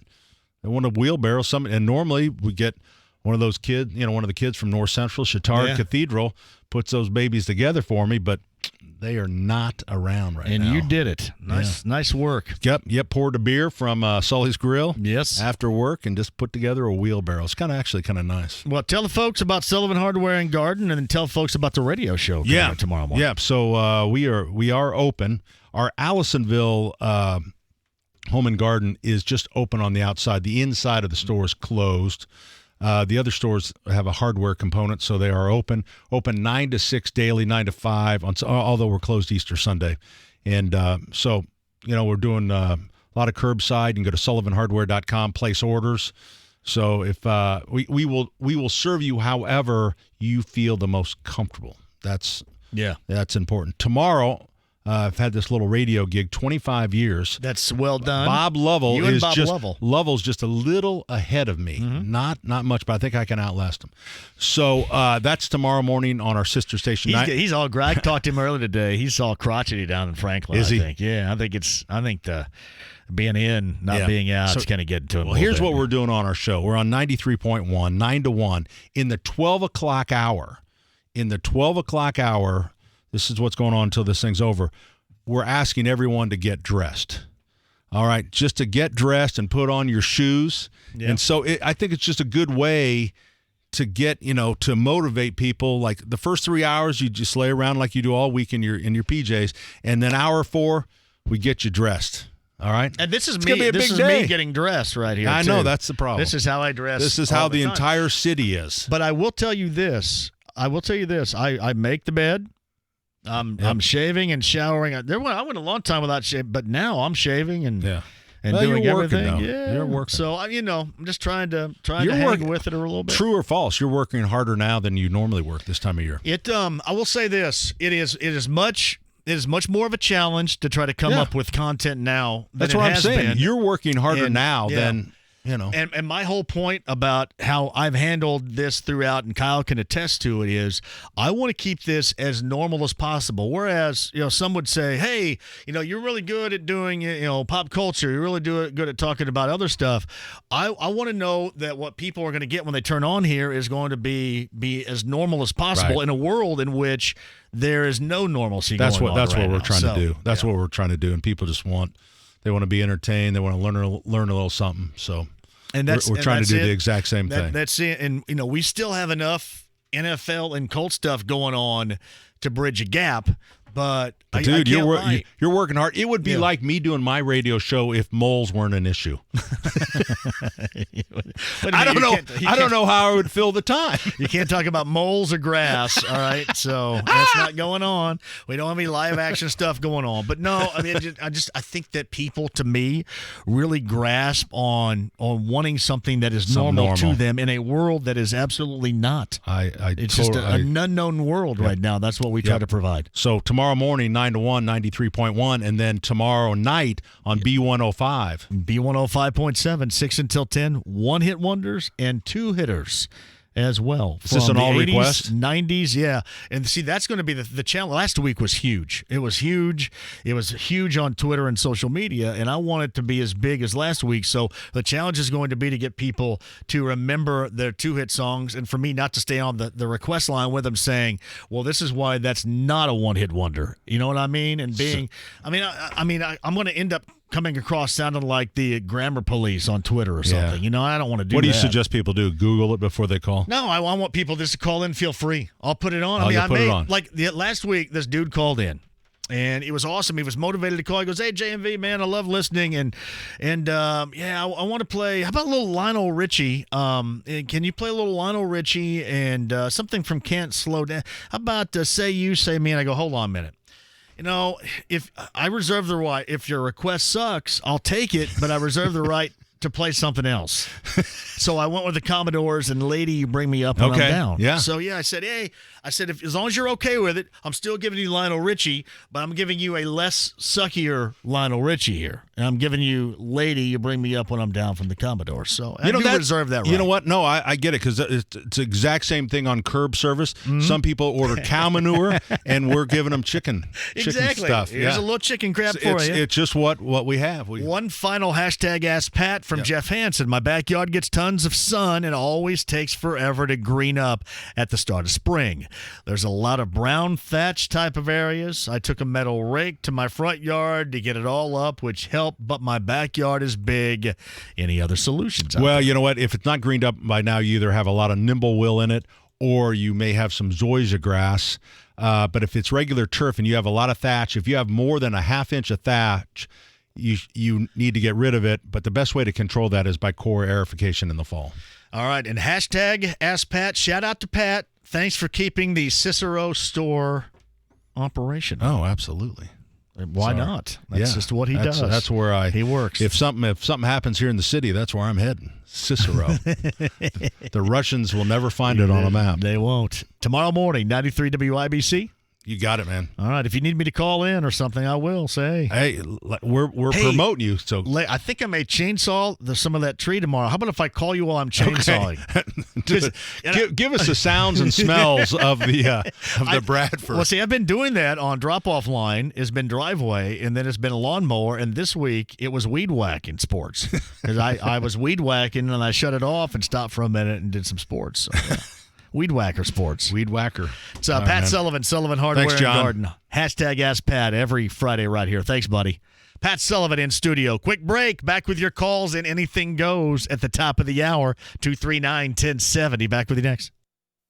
It's the Fan Morning Show with Jeff and Big Joe. Mark Ross, NFL Network insider. Who are some quarterbacks of intrigue that would be after that first round? They'd be looking at someone like a Jalen Hurts. What he's done in college football is really unprecedented. He's the type of person, the type of leader in the quarterback position that you would want to groom, especially in the situation that the Colts have now. The Fan Morning Show with Jeff and Big Joe. Weekday mornings 7 till 10. Only on 93.5 and 107.5 The Fan. The following is a district-wide service announcement from the District Tap. The District Tap. Craft beer on tap and damn good food. Wait, hey, can we say that? Damn good food? Yes, I'm told that damn good food is totally acceptable. Go ahead and pick it up from there. The District Tap. Craft beer on tap and damn good food. And don't get me started on all the sports at the tap. Over 60 big-ass f***ing screens with as much NFL and collegiate football action as you can handle. Weeknight matchups? Yeah, we have weeknight games. Looking for a spot downtown to catch that game? Get your f***ing ass over to our new downtown location at the corner of Georgia Street and Meridian. Game on at the District Tap. How's that? Fantastic. The District Tap is now offering their damn good food through curbside carryout and delivery through DoorDash and Grubhub. North side at 82nd near Keystone at the Crossing. Downtown at Meridian in Georgia. Hey parents, introducing the Communicizer. Go from boring old man speak. Oh, I'm here if you want to talk. To 100% off the chain. Text me whenever, yo. I love you, Dad. Communicizer is not available in stores because it doesn't exist. But that's okay. You don't have to be perfect to be a perfect parent. Because kids in foster care don't need perfection. They need you. For more information on how you can adopt, go to adoptuskids.org. Brought to you by the U.S. Department of Health and Human Services, Adopt Us Kids, and the Ad Council. Hey, Johnny for Love Heating and Air Conditioning. Johnny Chris Love. I talked to John the other day, man. Keep in mind, the other day when we talked, it was like 80 degrees, and now it's much different. But you know that it's coming. I mean, the warm, the heat. Thank you, Pat. Good to see you, brother. Appreciate it. And you need to call on my friends at Love Heating and Air Conditioning right now. Listen, don't be worried about having them in. They understand where we are in these times right now, and they're following all CDC recommended guidelines to make sure that you remain healthy and you are safe and you have that peace of mind if something goes wrong in your cooling unit. And who knows? I mean, this week you went to cooling unit, back to the heat, and you're probably going to go back to the cool. It sounds kind of weird, and sometimes it has an ill effect on your cooling unit. So make sure that it's running smoothly and contact my friends at Love Heating and Air Conditioning with great deals going on right now. 317-353-2141. 317-353-2141. 2141. John and Chris Love, the absolute best for 100 years. Love Heating and Air Conditioning online, love-hvac.com. The Fan is taking care of local restaurants with Take Care Takeout Indy. We'll highlight Central Indiana eateries offering takeout and their specials and offers. If you'd like your restaurant to be featured, go to 1075thefan.com and click on the Take Care Takeout Indy link, and we'll showcase your restaurant on our website. We'll even be talking about the great places listed. Take care of our families, neighbors, friends, and our local entrepreneurs by joining Take Care Takeout Indy. Made possible by MS Communications. LD Smith Plumbing, 317-284-9526. Talked to Lance earlier this week, too. And Lance said, hey, any plumbing issues going on, large or small, right now? Now's the time. Financing is spectacular. They're doing 12, 24, 36, whatever suits you.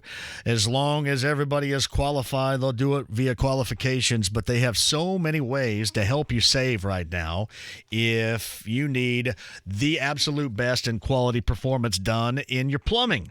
Large or small, 317-284-9526. Lance and the team at LD Smith Plumbing, too.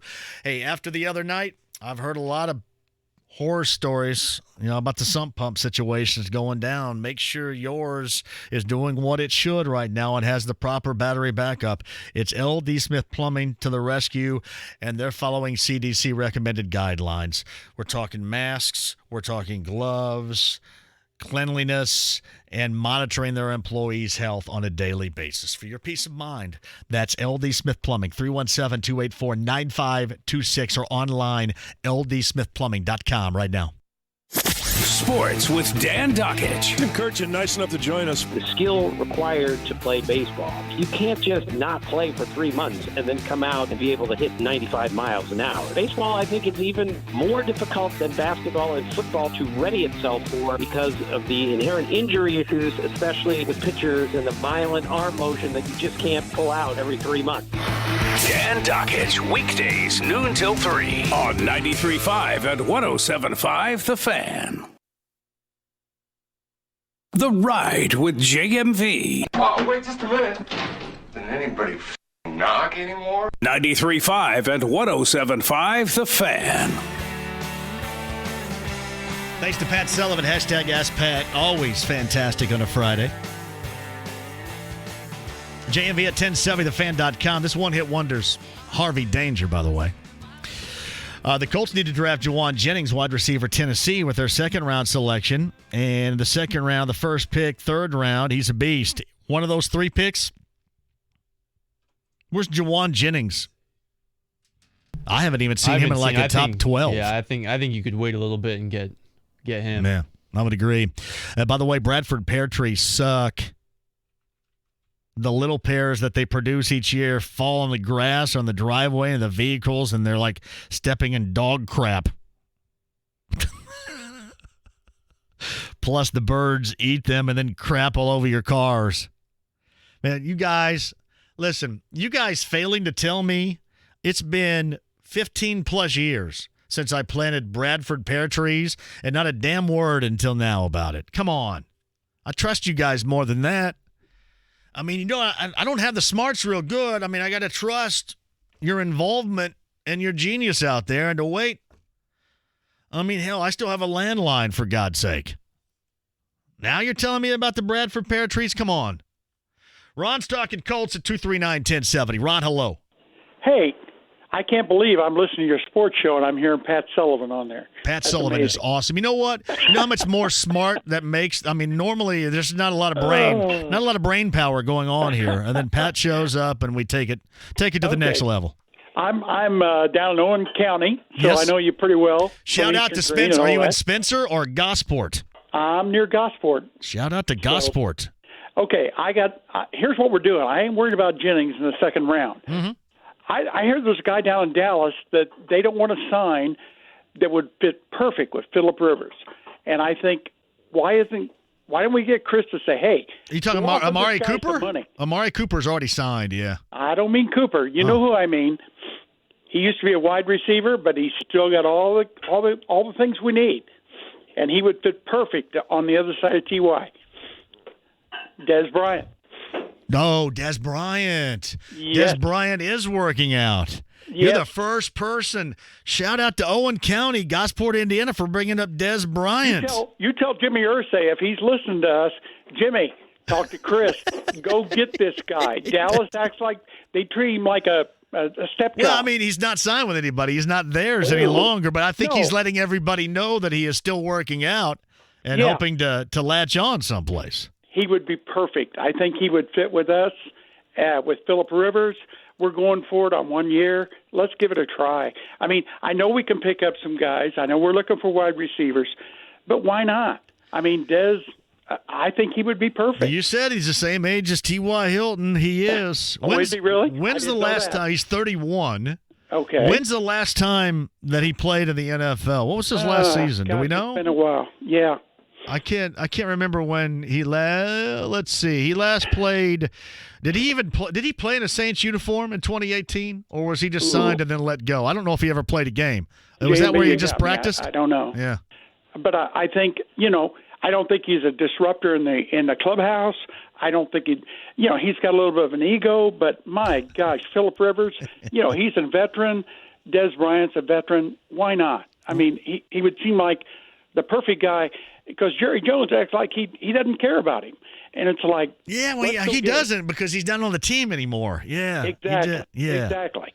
So, hey, All right, I'll let you go. Ron, you call any time from Gosport, Indiana, man. It's good to hear from you. Hey, I have taken that road. It was like last fall. You gave me a couple of tickets. I went down and drank a whole bunch of beer. I went to Gosport, and then I went down that hill and went that little 2-lane road that comes out on 46 over by the golf course. Yep. That's our Pine Woods, and that's our Rolling Meadows. Yeah, and my wife's mom still lives on Patricksburg Road. I know where that is. Woods. Oh yeah. So. Good luck with the parish girl. That was great. I don't know if you know, the old fella is kind of struggling, but everything's good, and I'm sure they're proud of her, and that's a good thing for Owen County. So. Hey, we love Sean Parrish around here for real. That's for sure. Thank you, Ron. Appreciate you, Ron from Gosport. We're going to run through everybody that ever went to Owen Valley High School in a minute. That's good. Sean Parrish, by the way, his daughter, Sydney Parrish, from Hamilton Southeastern, was Miss Basketball.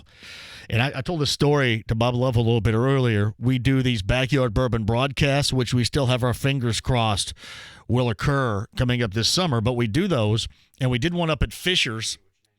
And Sean showed up, and she was much younger then. I'm thinking that had to be 4 years ago.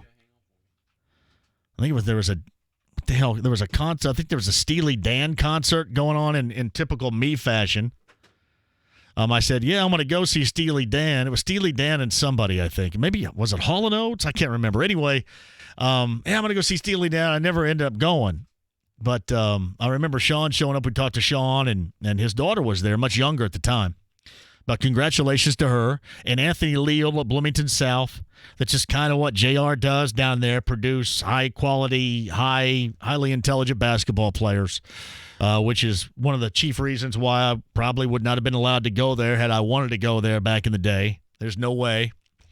But JR just does a great job. And Kyle Simpson was a part of that coaching staff, too, with Anthony Leal. Undefeated when their season was sidetracked like everybody else's with the coronavirus and the cancellation of the season. But Hoosier recruit Anthony Leal, Mr. Basketball in the state of Indiana. Ed's at 239-1070 next. Go ahead, Ed. How are you? Oh, I'm doing just fantastic. And yourself? I'm great. Thank you for asking. Okay, the whole thing with the Colts and the quarterback, could it possibly be that they already have their future quarterback already on their roster? Oh, you're going to mention that name, aren't you? You're going to mention it. Sure. Swag Kelly. I would doubt it. I would doubt that. I'm doubting it right now. The only reason I say that is because last year, Ballard did not want to release him after Brissett came back. And Hoyer on. I mean, he also put him on the practice squad, and anybody in the world could have picked him up, and they didn't. That was early in the season. He didn't release him later in the season because he was afraid somebody would. And they also, to see what he might be able to do at the end of the season when all was for naught and they weren't playing for anything, he wasn't active. Okay, I'll go with you there. Ed, we can debate. We'll debate Swag Telly a little bit later in the summer. That's good. I like it. Well, it's just that's what I have wondered here for a while, and I know what he looked like last year in preseason, and I thought somebody there had been smoking that wacky weed when they picked him up prior to the season anyway, but he did look damn good in the preseason. Ed, you have a great weekend. Stay safe, and thanks for the call. I think I can come up with more reasons as to why he's not than Ed can as to why he should be. Yeah, J. Cole says Des Bryant tore his ACL with the Saints. He didn't play. Yeah, I remember he signed with the Saints in 2018, tore his ACL, never played again. No, it was his Achilles. Achilles. That's even harder to come back from. Right. So I would doubt. Now, he does, and when Ron called in, he's right. He does put videos up there of him constantly working out to try to reclaim something here. Manny's at 239-1070. Manning, hello. How are you, Manny? Hey, JMV, it's Manny, the ambulance driver. How you doing, man? Manny, long time no talk. What's happening? Hey, man, everything's good, man. Just want to tell everybody to stay home and stay safe. I still got to work, man, but, I mean, it's all good. Hey, thank you for what you're doing, man. I know you're right out there in the front lines, on it, doing it. Thank you for what you do, brother. Hey, thank you, man. Appreciate it, JMV. Hey, check it out. I got a one-hit wonder for you, bro. Go ahead. Warren Zevon, Werewolves in London. Werewolves of London, Warren Zevon. That might be that's true. Now, here's what's going to happen. There are going to be a bunch of dudes come out of the woodwork now saying Warren Zevon had all these hits and all that, but that certainly is his most recognizable tune, especially around Halloween. You're right. And it's the best song he's ever made to me. See? That's it. Manny, hang in there, man. Thanks for doing what you're doing. Hey, thank you, JMV. Appreciate you, man. You got it. Stay safe out there, Manny. Manny dropped the Warren Zevon on me. I know that there'll be a lot of people go, hey, man, it's more than just that. All right, quick break and we'll come back. You want to officially fire up? We'll still wait for Anything Goes at 6. Is that all right? We'll come back for a quick minute here and then fire up Anything Goes. Here's what you want to do. If you guys want to go ahead and load up for Anything Goes, 239-1070. You're not going to get checked in. Kyle is just going to put you on hold, and then you can fire away. Say whatever you want to say. Do whatever you want to do. Now, don't cuss. Now, whatever. I mean, I'll cut you off, but it's Anything Goes. 239-1070.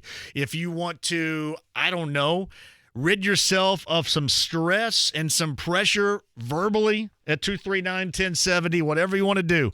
Anything Goes coming up at the top of the hour. You can get in line right now at 239-1070. Back with you, other side next.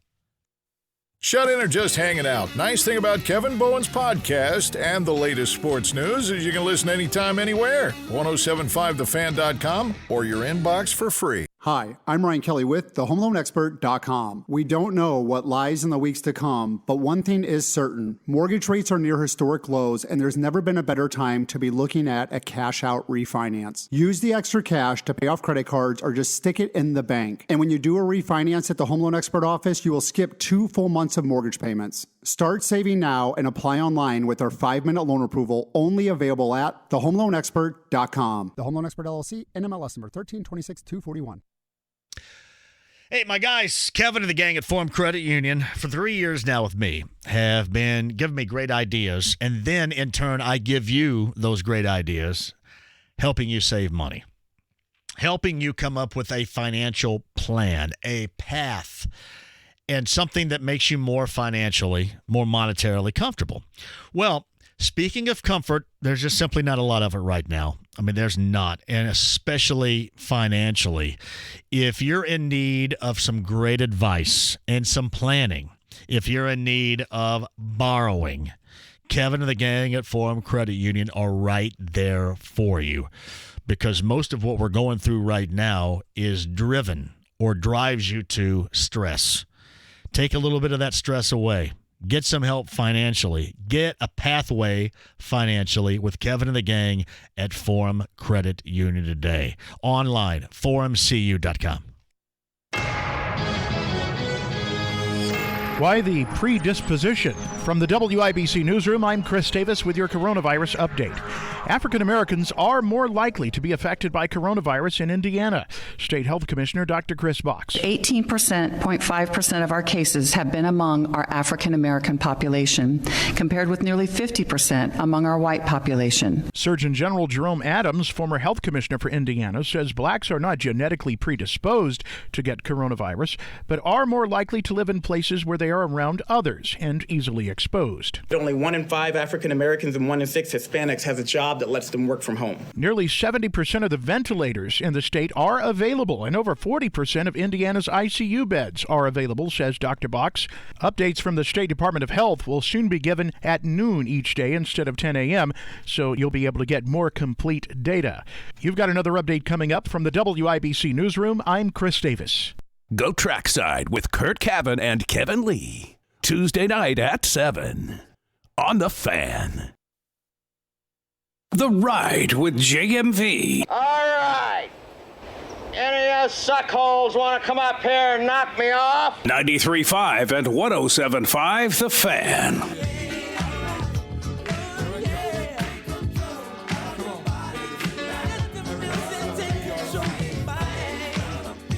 Oh, this sounds like a two-hitter coming up tomorrow night. Father MC, 1990.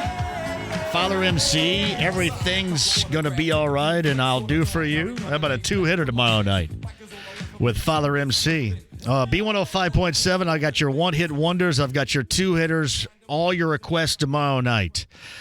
at hashtag JMV Takeover. And listen, the sooner the better. If you guys want to start firing those off on Twitter, that'd be great.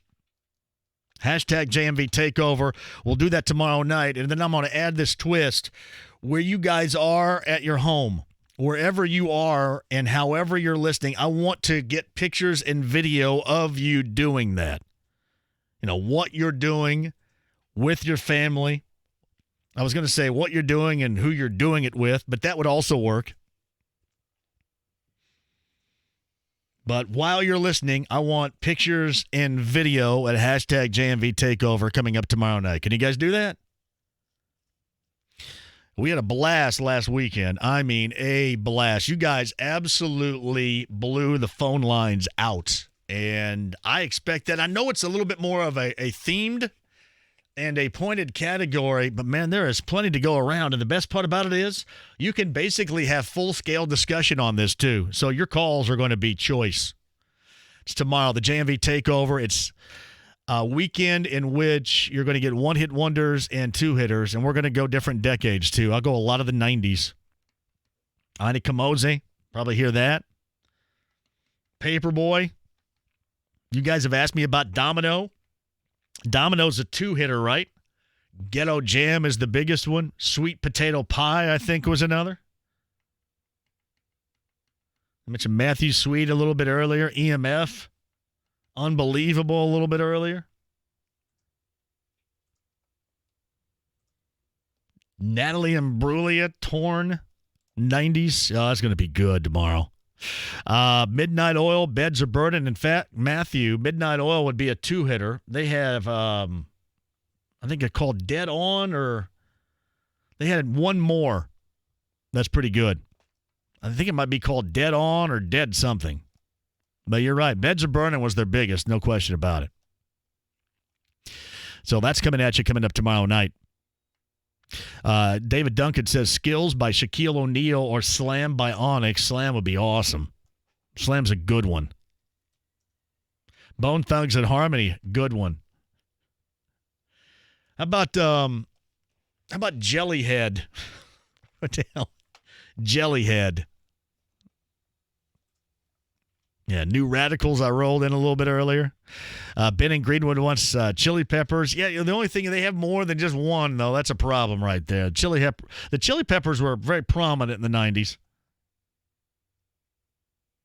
And Tucker Barnhart, Reds catcher, asked, does it have to be 90s? It doesn't. It can be 80s, 90s, today. I may dabble occasionally in a little bit of the 70s, but it's mostly going to be 80s, 90s, 2000s, and today. Sex and Candy, Marcy Playground from Jonah and Phoenix. Andrew Barnett says, me now and tomorrow night, hashtag Uber driver Indy. My song request will be One Headlight by the Wallflowers and Jacob Dylan. Andrew, I'll rock that for you. No problem. That works.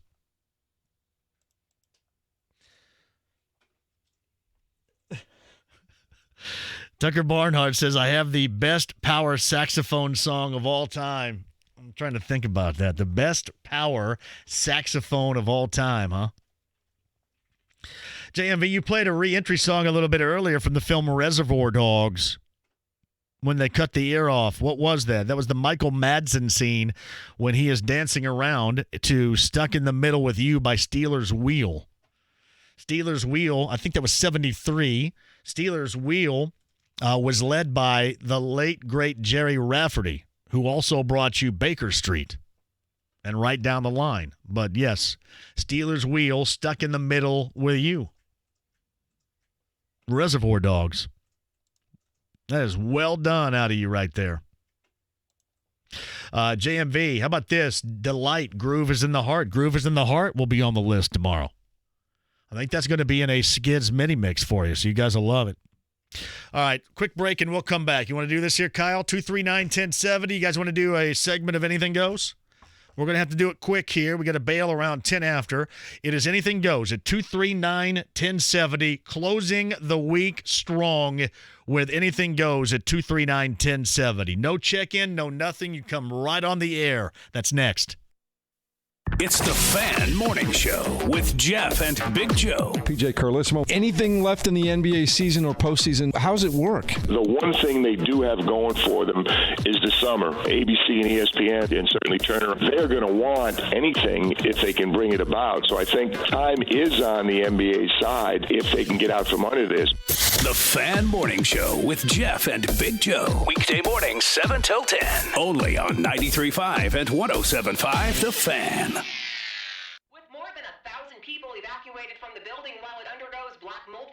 Turn that off. Turn it off. Yeah. Yeah, I saw it. Well, you hired the contractor. You tell me what happened. So you're saying we cut corners? Imagine if students on your campus were left out in the cold because somewhere someone cut corners. Building owners and customers are often kept in the dark about the risks of poorly installed mechanical insulation. The Heat and Frost Insulators Local 18 Code of Workmanship doesn't allow anything below specification. The Insulation Contractors Association of Indianapolis ensures your job is done right. Every project, every time. Learn more at insulators18.org. The Brothers and Sisters of Energy Efficiency, insulating you from escalating costs. We are Local 18. Here's what's happening with the Fan.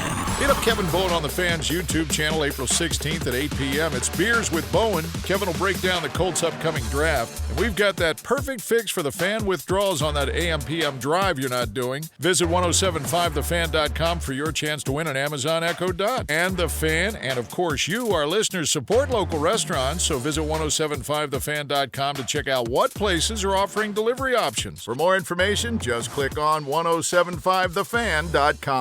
This is Indy Sports Center. WFNI, WIBC, HD2, W298BV, W228CX, Indianapolis.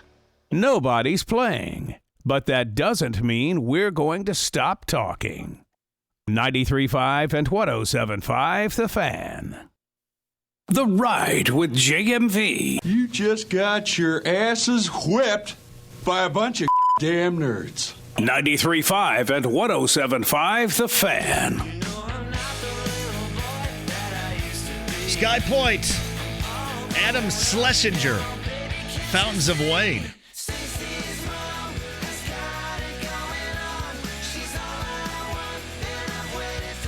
There's a one-hit wonder you'll hear coming up tomorrow night. And if you missed this, Adam Schlesinger, bass player, songwriter, one of the founding members of the band Fountains of Wayne, passed away back on April the 1st due to complications from the coronavirus. And this particular song, which he co-wrote with frontman Chris Collingwood, led the way last week in overall streams during the period, and I think it actually recharted in the Hot 100 here. And I will say this, with Rachel Hunter, it's probably one of the greatest all-time videos in the history of videos. Watch that. When you get time, watch this video. One-hit wonder, Fountains of Wayne, and Stacy's mom probably will make it to the list coming up tomorrow night. 6 until 10 over on B105.7. All right, 239-1070, Matt Taylor, Bob Lovell, Mike Wells, and Pat Sullivan with hashtag AskPat in Studio podcast with each 1075thefan.com. Former Colts wide receiver Brandon Stokely joins us on the show coming up on Monday. It's Anything Goes right now at 239-1070. Line 1 is Anything Goes. You're on the air. Who's this? Sweet. You're on the air, line 2. Who's this? Isaiah, go ahead. Hey, man, I got a local business shout-out for you. Do it. All right. Jibs Barbecue and Catering down in Franklin, 38 South Crowell Street. What? You got a number for him, too? Shout out a number for him. The number is 317-294-6178. And the name of the place is, one more time, I'm sorry, I kind of missed that. Go ahead. I want to do the local business shout-outs, but I want to make sure it's perfectly clear for everybody. Yeah, local business shout-out, Jibs Catering Jib's Barbecue and Catering. Sorry. Gotcha. Down in Franklin. My family business, yeah. That's awesome. Down in Franklin, Indiana. How are you guys doing through this? We're not doing too bad, actually. My mom and dad are there right now. All right. Well, you know what? Shout out to you down in Franklin. Go get some great barbecue. I appreciate you, man. Hang with it, and we'll catch you certainly, hopefully, with some great carry-out sometime and on the other side of all this, too. All right, man. You have a good one. You too. Local business shout-outs. I love it, and I love great barbecue. You guys all know that. Love it. Here's the thing, too. I go, when it comes to barbecue, I go with those that do it for a living. I mean, I try it, and I mess it up. But those that do it for a living, that's what you do. Line 3's Anything Goes at 239-1070. Hello, who's this? JMV, what's up, man? This is Jimmy. How are you? My man, Jimmy. How's it going? Everything's going well. I just wanted to say two things real quick, and I'll let someone else take up my spot. But first off, you, Chris Hagan, Dave Calabro, all you guys are keeping me sane during this period. Thank you, buddy. I appreciate that. You guys. And I think about and pray about all you guys and just everyone dealing with and suffering with this disease. It's not good, and we're all going to get through it now. So, and we'll be better for it. So, yeah. But I just wanted to say one sports thing related.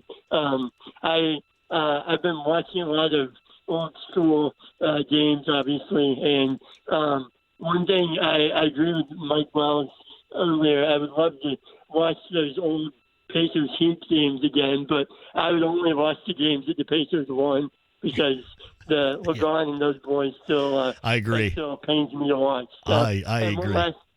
One last thing, John. I really appreciated your interview with Ian Fitzsimmons yesterday. I listen to Ian and Freddie every night, and they do a great job as well as you. So awesome, man. That's great. And you guys stay healthy. You and the fam stay healthy, Jimmy. Appreciate you. Hey, I'm going to unveil this coming up next week. I found this in my collection of CDs this morning. I have an old Indiana Pacers CD that is a compilation of great calls. I think it came out in 1999. It was like a Jock Jams. Remember, that was the Jock Jams era? But it's songs and calls kind of mixed together.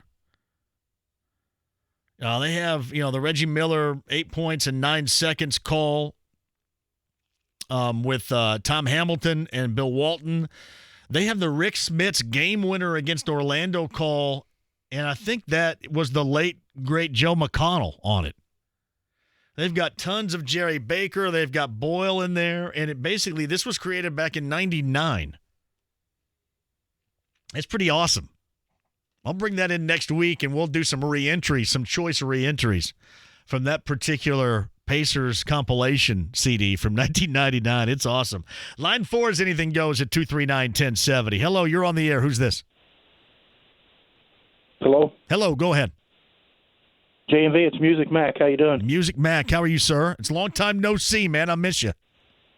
Yeah, I miss coming out, but we'll get back together. Yes, sir. How about Blind Melon, No Rain? No Rain with the late Shannon Hoon from Lafayette, Indiana. Would probably work. Indiana. Yeah. So that would certainly qualify right there for real with Shannon Hoon.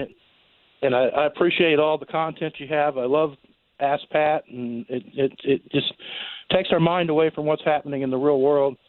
And I was wondering if you could give a shout-out. I know most of your shout-outs are to eateries and stuff like that, but right now things are really tough in the car business, especially with everybody hunkered down at home. I was wondering if you could give a shout-out to Lockhart Cadillac. That's where you are located, correct? Yeah. That's awesome. And it's really tough up in Fishers because they're doing that road work, and there's no real entrance into our facility now, so it's doubly tough with the coronavirus and no road entrance into the facility. But I wonder if you give a shout out to Lockhart. Absolutely, Cadillac. My brother, you just did. I appreciate you. I know you do fine work. I know it. So I certainly appreciate all Tucker Barnhart, everybody you have on, man. It's just you just have a way of conversing with people, and it's so enjoyable, and I love it. Try to listen to you as much as I can. Mac, so thank you, JMV. You stay healthy. I can't wait till we see you at a live remote again, brother. Thank you. Line 5 is at 239-1070. It's Anything Goes. Who's this? This is Jason. Hello, Jason. What's up? Hey, man, I was just curious, like all these concerts coming up this summer, do you think it would be up to Ruoff to say, like, you know, or pull the plug on everything? Or is it up to the artists to say, like, you know what, like, we're not going to come out, like, you know, we're going to try to postpone? Like, I got a bunch of tickets, you know, for concerts later in the summer. Right. So I feel bad for all of those that have, you know, tickets for stuff in May. And I don't know if that'll really happen. But, yeah, I was just curious if they would pull the plug altogether or if they work with the artists.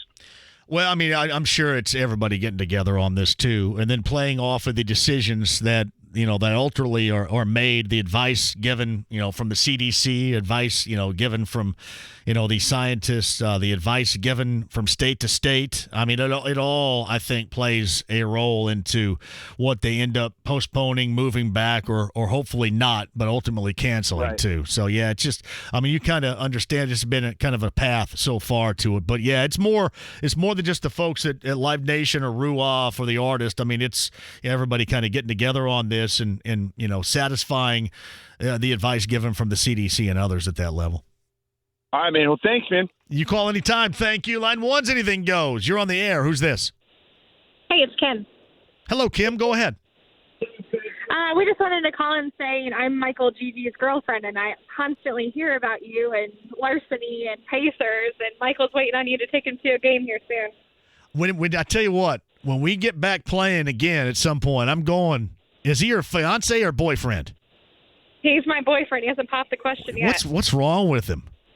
I don't know. I need you to talk sense into him. I can tell you're a complete and utter smoke show out of this conversation. What's his problem? I don't know.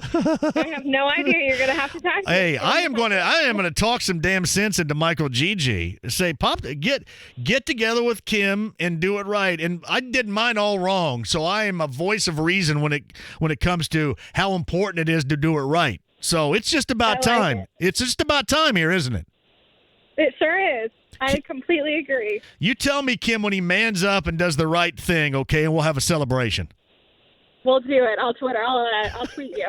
Thanks, Kim. I appreciate it. Michael Gigi, come on.